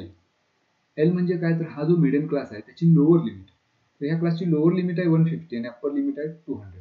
आपल्याला लोअर लिमिट पाहिजे, so value of L will be 150. दुसरी टर्म आपल्याला लागणार आहे त्याची विड्थ H, म्हणजे ह्या दोन्ही मधला अप्पर क्लास लिमिट आणि लोअर क्लास लिमिट मधला डिफरन्स. 200 minus 150 is 50. प्रत्येक क्लाससाठी ती क्लास विड्थ सेमच आहे 50. So H is 50. Then we need formula in a formula CF, cumulative frequency. तर ह्या CFचा फॉर्म्युलामध्ये अर्थ असा आहे, the cumulative frequency of the class preceding the medium class. हे चुकायचं नाही, लक्षात घ्या. आपण बऱ्याचदा असं करतो की हा आपला मिडियम क्लास आहे, त्यामुळे CF व्हॅल्यू घेताना 153 घेतो. तर ती 153 घ्यायची नाही, तर तो जो क्लास आहे आपला मिडियम क्लास, त्याच्या आधीचा जो क्लास आहे त्याची CF, त्याच्या आधीच्या क्लासची CF किती आहे, तर 63. त्यामुळे 63 म्हणजे CF आपण घ्यायचा. So value of CF is 63. आणखी एक टर्म आपल्याला लागते फ्रिक्वेन्सी. ही फ्रिक्वेन्सी मात्र त्याच क्लासची घ्यायची. जो आपला मिडियम क्लास आहे त्या मिडियम क्लासची फ्रिक्वेन्सी, तर त्या मिडियम क्लासची फ्रिक्वेन्सी आहे 90. हे नीट लक्षात घ्या. F for frequency, CF for cumulative frequency preceding the medium class. Medium क्लासच्या आधीच्या क्लासची क्युम्युलेटिव्ह फ्रिक्वेन्सी. आता इथे F पाहिजे, म्हणजे मिडियम क्लासची फ्रिक्वेन्सी पाहिजे, विच इज 90. तर एवढ्या सगळ्या टर्म्स आपल्याला त्या फॉर्म्युल्यामध्ये लागतात. आणि एवढ्या टर्म्स एकदा लिहून घेतल्या की मग आपण फॉर्म्युला लिहायचा for median.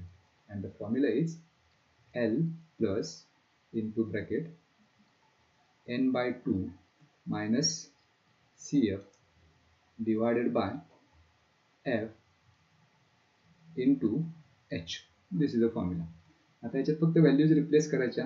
L is 150 plus n by 2 जे आपण कॅल्क्युलेट केले इथं 125 minus CF is 150, sorry, CF is 63 divided by F, it's 90, into H, class width is 50.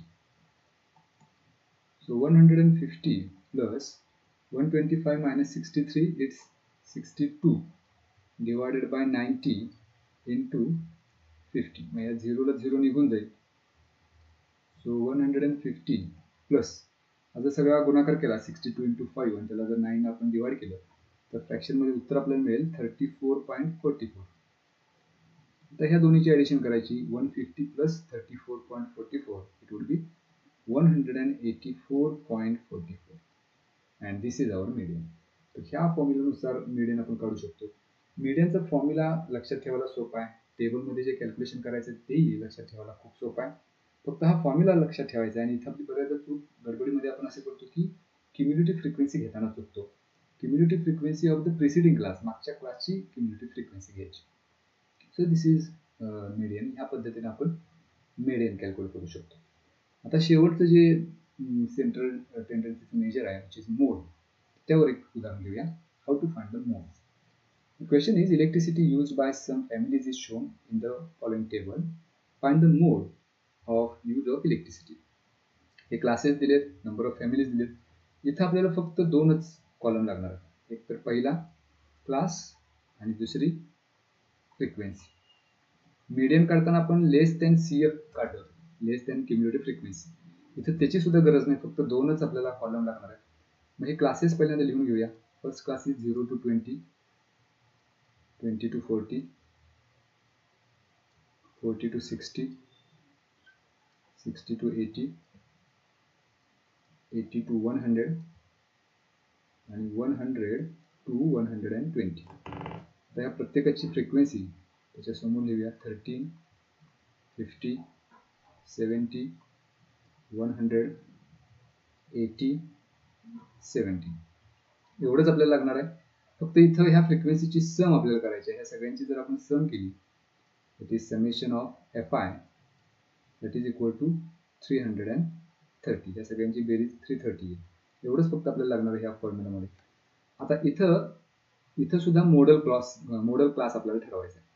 जसा मागच्या प्रॉब्लेममध्ये आपण मीडियन क्लास ठरवला होता, तो मीडियन क्लास ठरवल्यानंतर आपण त्या फॉर्म्युलामधल्या त्या व्हेरिएबल्स घेतले होते. इथं सुद्धा मॉडेल क्लास ठरवावा लागतो. मग मीडियन क्लास ठरवताना आपण CF घेतली होती, n/2 घेतलं होतं. त्याच्यानंतर त्याच्यापेक्षा मोठी CF कोणते ते पाहिलं होतं आणि त्यानुसार मीडियन क्लास आपण ठरवला होता. इथं तसं कुठलंही काही करायचं नाही. यामध्ये फ्रिक्वेन्सीचा कॉलम बघायचा. सगळ्यात जास्त फ्रिक्वेन्सी ज्या क्लासची असेल तो आपला मॉडेल क्लास. आता इथं ह्या फ्रिक्वेन्सीमध्ये सर्वात जास्त फ्रिक्वेन्सी कोणती दिसते तर 100. त्याचा क्लास कोणता तर 60 to 80. त्यामुळं तो क्लास असेल आपला मॉडेल क्लास 60 to 80. आणि हे कशावरून ठरवलं आपण तर हायेस्ट फ्रिक्वेन्सीवर. So the highest frequency is 100. ती फ्रिक्वेन्सी ज्या क्लासची आहे तो आपला मॉडेल क्लास झाला. So this is our model class. हा मॉडल क्लास झाल्यानंतर त्याच्यामध्ये सुद्धा काही टर्म्स आहेत ते आता लक्षात घ्या. पहिली टर्म आहे F1. तर F1 म्हणजे काय, तर मॉडल क्लासची जी काही फ्रिक्वेन्सी असेल ती. मॉडल क्लास आहे 60 to 80, त्याची फ्रिक्वेन्सी आहे 100. So F1 is 100. F0, F1 च्या अगोदर 0 आहे. मग ह्या लॉजिकनुसार F1 ही जी फ्रिक्वेन्सी आहे त्याच्या आधीच्या क्लासची फ्रिक्वेन्सी म्हणजे F0, म्हणजे 70 असणार आहे F0 आणि 100 असणार आहे F1. तर F0 ची व्हॅल्यू येईल 70. त्यानंतर F2 घ्यायचं आहे. आता इथे F0 आहे, इथे F1 आहे. मग त्या लॉजिकनुसार F2 काय असेल, तर F1 नंतरची व्हॅल्यू म्हणजे 80. F1 ज्या क्लासची फ्रिक्वेन्सी आहे त्याच्या पुढच्या क्लासची फ्रिक्वेन्सी म्हणजे F2, म्हणजे इथं F2 ची व्हॅल्यू घ्यायची आहे 80. F0, F1, F2 झाल्यानंतर आता एकच आपल्याला टर्म लागेल ती म्हणजे H, क्लास विड्थ. ह्या प्रत्येक क्लासमध्ये डिफरन्स किती आहे, तर 20चा. So class width is 20. आणखी एक टर्म लागणार आहे L, which is the lower limit of the modal class. Modal class आहे आपला 60 to 80, त्यातलं लोअर लिमिट म्हणजेच 60. एवढ्या सगळ्या टर्म वापरून आपल्याला मोडचा फॉर्म्युला तयार करायचा आहे.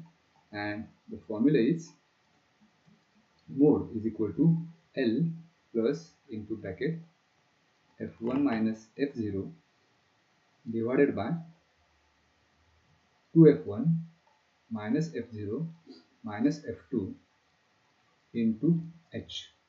हा फॉर्म्युला फक्त थोडासा लेंदी आहे, पण बाकी कन्सेप्ट मीडियम पेक्षा सुद्धा हा जो मेथड आहे किंवा हा जो प्रॉब्लेम आहे तो सोपा आहे. कारण तिथे आपल्याला लेस देन CF करायचं होतं, n/2 काढायचं होतं. इथे तसं काहीच नाही, फक्त हायस्ट फ्रिक्वेन्सी पाहिजे, तो आपला मॉडल क्लास, त्याच्यानुसार ह्या फ्रिक्वेन्सीज फक्त घ्यायच्या. आणि आता हे फक्त ह्या फॉर्म्युल्यात रिप्लेस करायचं आहे. L is 60 plus F1 is 100 minus F0 70 divided by 2 into F1 म्हणजेच 2 into 100 minus F0 that is 70 minus F2 80 into H. So 60 plus 100 minus 70, that's 30, divided by 100 into 2, that is 200, minus 70 minus 80, that's minus 150, into H is 20. So 60 plus 30 divided by 50 into 20. या 0 ला 0 निघून जाईल, असं 30. So 60 plus 6 into 2, that's 12. So mod is 60 plus 12, that's 72. So this is the mode of this frequency distribution table. ह्या पद्धतीने आपण दिलेल्या क्लासचा मोड काढू शकतो. तर हा एक प्रॉब्लेम त्या कन्सेप्टवर आला. पुढचा पॉईंट आहे या टॉपिक मधला पाय डायग्राम. म्हणजे एखादा क्वेश्चन आपल्याला दिलेला असेल ज्याच्यामध्ये टेबल दिलेलं असतं आणि त्याच्यामध्ये त्या दिलेल्या माहितीनुसार आपल्याला पाय डायग्राम काढायचे असते. तर ती पाय डायग्राम काढण्याअगोदर एक चार्ट बनवावा लागतो. तो चार्ट किती ॲक्युरेट आहे त्याच्यावरून आपली पाय डायग्राम महत्वाची असते. म्हणजे पाय डायग्राम दाखवायची याचा अर्थ एका सर्कलमध्ये हे सगळे सेक्टर्स आपल्याला दाखवायचे असतात. मग त्या प्रत्येक सेक्टरचं जे मेजरमेंट असतं ते मेजरमेंट आपल्याला कॅल्क्युलेट करायचं असतं. त्याच्यानुसार मग ते सर्कल काढून ते अँगल्स काढून आपण त्याच्यामध्ये दाखवू शकतो. जसं की ह्या प्रश्नामध्ये इंग्लिश, मराठी, सायन्स हे विषय आहे. तर ह्या इंग्लिशला मार्क्स पडलेत 50. मग त्याचं मेजरमेंट किती असेल सर्कलमधलं 360 आउट ऑफ 360, तर ते काढायचं आहे. ते जितकं मेजर येईल तेवढ्या मापाचा हा कोन असतो. म्हणजे हा तेवढा सेक्टर असणार आहे तो इंग्लिशसाठी असेल. त्यानंतर दुसरा असणार आहे मराठी, मग त्याचे मार्क्स आहेत 70. मग त्याचं कन्व्हर्जन आपल्याला डिग्रीमध्ये करायचं, म्हणजे किती अंशाचं कोन होईल.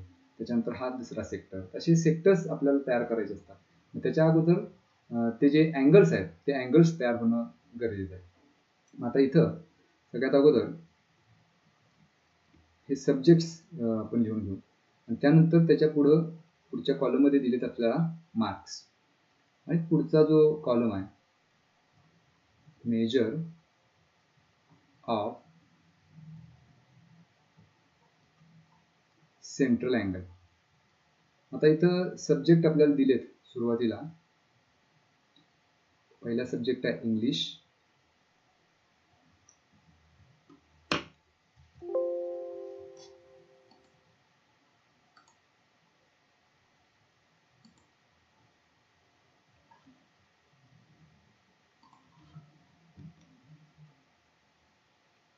त्यानंतर दुसरा सब्जेक्ट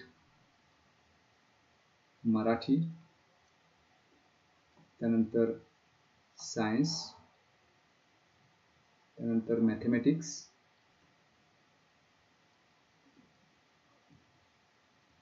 त्यानंतर सोशल सायन्स आणि शेवटचा आहे हिंदी. मग इंग्लिशला मार्क्स आहेत 50, मराठीमध्ये 70, 80, 90, 60 आणि 50. तर हे मार्क्स दिलेले आहेत. हे सर्वांचे पहिल्यांदा टोटल करायचे. हे टोटल मार्क्स होतात 400. तर ह्या सगळ्या मार्कांची बेरीज 400. मग याचा अर्थ असा होतो की या टोटल 400 मार्कांपैकी इंग्लिशला 50 आहे. मग जर 400 पैकी 50 असेल, 400 पैकी 50 असेल तर आपण सेंट्रल अँगलचं मेजर काढतो. म्हणजे हे जे सर्कल काढणार आहे त्याच्यामध्ये हा जो अँगल असणार आहे तो अँगल आपण काढतो. मग सर्कलचं पूर्ण मेजर जे असतं ते 360 असतं. मग 400 पैकी 50 असेल तर 360 पैकी किती हे काढायला त्याला 360 ने मल्टिप्लाय करायचं. मग इथं या 0ला 0 निघून जाईल, या दुसऱ्या 0ला 0 निघून जाईल, 4 न भाग जाईल, 4 9 36, 9 into 5 दॅट्स 45 डिग्री. तर इंग्लिशचा जो सेक्टर असेल त्याचं मेजर असेल, त्याच्या सेंट्रल अँगलचं मेजर असेल 45 डिग्री. हे असं ह्याच पद्धतीनं ह्या सगळ्या अँगलसाठी किंवा ह्या सगळ्या सब्जेक्टसाठी त्याचा सेंट्रल अँगलचं मेजर आपल्याला काढायचं. तर दुसरा सब्जेक्ट आहे मराठी.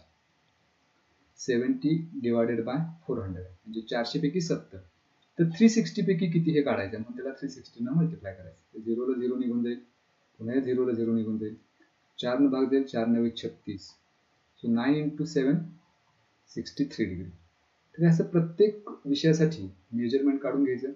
आणि हे मेजरमेंट काढून झालं की सगळ्यात शेवटी पहिल्यांदा एक सर्कल घ्यायचा विथ ॲप्रोप्रिएट रेडियस. त्याच्यानंतर एक सेंटर घेऊन एक कुठली तरी रेडियस काढून घ्यायची आणि प्रत्येक विषयाला, जसं सायन्सचं जर आपण ह्याच पद्धतीने कॅल्क्युलेशन केलं तर ते येतं 72 डिग्री, मॅथ्सचं येईल 81 डिग्री, त्यानंतर सोशल सायन्सचं 54 डिग्री आणि सगळ्यात शेवटी हिंदी 45 डिग्री. आता एक एक सब्जेक्ट त्याचा सेक्टर आपण काढायचा. पहिला इंग्लिश आहे, त्याचा अँगल आहे 45. मी इथे एक रेडियस काढायची, इथे प्रोट्रॅक्टर ठेवायचा आणि 45 डिग्रीचा एक हा रे काढून घ्यायचा इथंपर्यंत. हा झाला अँगल 45. दुसऱ्या वेळेला प्रोट्रॅक्टर इथं ठेवायचं, हा दुसरा जो आपण रे काढलाय तिथं, आणि पुढचा अँगल 63 आहे, इथून 63 डिग्री मोजायचं आणि इथं आणखी एक सेक्टर तयार होईल, तो 63 डिग्री. आता हा जो पहिला सेक्टर आहे तो पहिला सब्जेक्ट झाला आपला इंग्लिश. दुसरा सेक्टर आहे तो दुसरा झाला मराठी. तिसरा सेक्टर सायन्स आहे. मग आता इथं प्रोट्रॅक्टर ठेवायचा, 72 डिग्रीचा आणखी एक सेक्टर काढून घ्यायचा. तर ह्या पद्धतीने हे सेक्टर्स कंप्लीट करायचे आणि आपली पाय डायग्राम त्यानुसार पूर्ण होईल. तर याच्यामध्ये सगळ्यात महत्त्वाचं हा टेबल तयार करणं, हे कॅल्क्युलेशन करणं, ते सगळ्यात महत्त्वाचं आहे. हे कॅल्क्युलेशन आपलं बरोबर आलं आणि ह्याच्यानुसार हे सगळे अँगल्स बरोबर आले की आपली पाय डायग्राम सुद्धा बरोबर येते. आता हे अँगल्स बरोबर आहेत किंवा नाही हे शोधण्याची आणखी एक मेथड अशी की हे सगळे जे अँगल्स आहेत त्या सगळ्यांची बेरीज करून बघायची. ती आली पाहिजे 360. जर ती 360 येत असेल तर आपलं सगळं कॅल्क्युलेशन बरोबर आहे असं गृहीत धरायला हरकत नाही. पण जर ती कमी पडत असेल 10 डिग्री किंवा 20 डिग्री किंवा जास्त होत असेल तर आपलं कॅल्क्युलेशन कुठेतरी चुकलं हे बघायचं आणि पुन्हा एकदा आपलं कॅल्क्युलेशन परत करायचं आणि कुठे चुकले बघून पुन्हा कॅल्क्युलेशन करायचं. तर हा पाय डायग्राम ह्या पद्धतीने आपण करू शकतो. आता ह्या पाय डायग्रामवर एक प्रश्न आपल्याला विचारलेला असतो, जशी की डायग्राम इथे दिली जाईल आणि ह्यावर आधारित हे प्रश्न दिले जातील. तर हा प्रश्न असा आहे, the annual investments of a family are shown in the pie diagram. Answer the following questions based on it. ह्या डायग्राममध्ये काय दिले तर इन्व्हेस्टमेंट दिलेली आहे. इमूव्हेबल प्रॉपर्टी 120 डिग्रीने दाखवले, म्हणजे आउट ऑफ 360 120 डिग्री हा जो सेक्टर आहे सेंट्रल अँगलचा सेक्टर, तर ती इमूव्हेबल प्रॉपर्टीमध्ये. शेअर्स 60 डिग्री आहे, पोस्ट 30 डिग्री. ह्या पद्धतीने ही डायग्राम दिली. आणि इथं पहिला प्रश्न असा विचारलाय, if the investment in shares is 2000, find the total investment.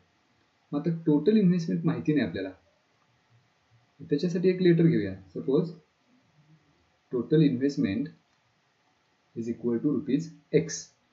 आता ह्यातले शेअरमध्ये 2000 घातलेले आहेत, म्हणजे शेअरचं पर्सेंटेज काय तर 60. 60 किती पैकी तर 360 पैकी, कारण सर्कलचं पूर्ण जे मेजर आहे ते 360. So 60 divided by 360 of total investment. Total investment माहिती नाही आपल्याला, एक्स, आणि हे जे आहे हे शेअरचा जो भाग आहे, सेक्टर आहे, तो 2000 आहे. याचा अर्थ टोटल इन्व्हेस्टमेंटच्या 60/360 म्हणजेच 2000. हे एक इक्वेशन तयार होईल. हे जर सोडवलं तर आपल्याला किंमत मिळेल, टोटल इन्व्हेस्टमेंट मिळेल. इथं 60 ने जर भाग घालवलं तर 6चा भाग जाईल. So 1/6. So x is equal to 2000 into, हे 6 जर या बाजूला घेतले तर अंशात जाईल, 6 इंटू 2000. So 6 into 2000 that's 12,000. तर ही झाली total investment. So this is the answer of the first question. तर दुसरा प्रश्न असा आहे, how much amount is deposited in the bank. आता टोटल इन्व्हेस्टमेंट आपण इथं काढलेली आहे एक्स. मग बँकमध्ये किती इन्व्हेस्टमेंट केलेली आहे हे कसं काढायचं, तर बँकचा आपण काहीतरी अँगल असणार. बँकमध्ये deposited in bank 90 degree. 90 out of किती, तर 360. मग 360 पैकी 90 असेल तर टोटल इन्व्हेस्टमेंट आहे 12,000. तर त्या 12,000 पैकी किती हे काढायला 90 डिवायडेड बाय 360 इंटू 12,000 हा गुणाकार करायचा. म्हणजे इथं 90 न भाग घालवला तर 4चा भाग जाईल. पुन्हा एकदा 4 ने जर भाग घालवला, 4 त्रिक 12 आणि हे वर 3 शून्य. म्हणजे बँकेमध्ये इन्व्हेस्टेड असतील ₹3000. हे दुसऱ्या प्रश्नाचं उत्तर.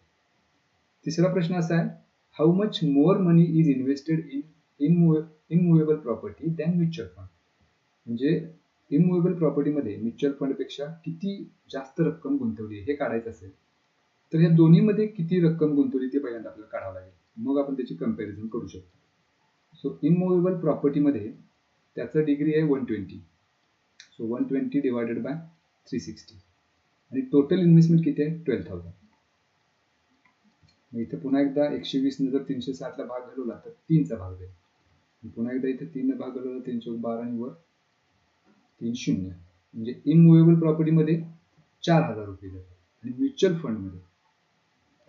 फंडमध्ये किती रक्कम आहे ते पण काढायचं आहे. मग म्युच्युअल फंडसाठी 60 डिग्री आहे, 60 आउट ऑफ 360. मग 12,000 पैकी किती म्हणून इंटू 12,000. पुन्हा एकदा 60 एके 60, 6चा भाग जाईल. पुन्हा एकदा 6 दुनी 12 आणि 2000. म्हणजे म्युच्युअल फंडमध्ये 2000 आहेत, इममुव्हेबलमध्ये 4000 आहेत. तर किती रुपये जास्त आहेत हे कसं काढायचं, तर 4000 minus 2000 that is equal to 2000. हे झालं तिसऱ्या प्रश्नाचं उत्तर, की इममुव्हेबल प्रॉपर्टीमध्ये म्युच्युअल फंडपेक्षा किती रक्कम जास्त गुंतवली, तर 2000 रुपये. आणि शेवटचा प्रश्न आहे, how much amount is invested in post. मग पोस्टमध्ये 30 डिग्री आहे. मग 30 डिग्री किती पैकी, तर 360 पैकी. आपल्याला काढायचं आहे किती रक्कम गुंतवली. एकूण रक्कम आहे 12,000. मग त्याला 12,000 न मल्टिप्लाय करायचं. पुन्हा एकदा इथं भाग घालवलं तर 3 एके 3, 3 दुने 6, 12 आणि इथं भाग घालवलं तर 12 एके 12 आणि वर 3 शून्य. म्हणजे पोस्टामध्ये रुपये गुंतवलेले असतील 1000. तर या अशा पद्धतीचे काही आपल्याला डायग्राम देऊन त्याच्यावर असे प्रश्न सुद्धा विचारलेले असतात, ज्या प्रश्नांची उत्तरं आपण हे कॅल्क्युलेशन करून या पद्धतीने सोडवू शकतो. तर पाय डायग्रामचे कन्स्ट्रक्शनच करायला विचारले जाईल असं नाही. काही वेळेला या पद्धतीने डायग्राम दिली जाईल आणि त्याच्यावर आधारित प्रश्न सुद्धा विचारलेले असतात. तर हे अशा पद्धतीचे काही प्रश्न या टॉपिकवर, आणि एकंदरीतच ह्या मॅथ्स पार्ट 1 मध्ये या पद्धतीने आपण थोडक्यात रिव्हिजन करण्याचा प्रयत्न केला. अशा पद्धतीच्या सगळ्या उदाहरणांची प्रॅक्टिस तुम्ही एकदा करा. पुन्हा एकदा उदाहरणं प्रत्येक प्रकाराचं एक एक सोडून बघा, म्हणजे तुमचं ते रिकॉल होईल आणि रिव्हिजन होईल.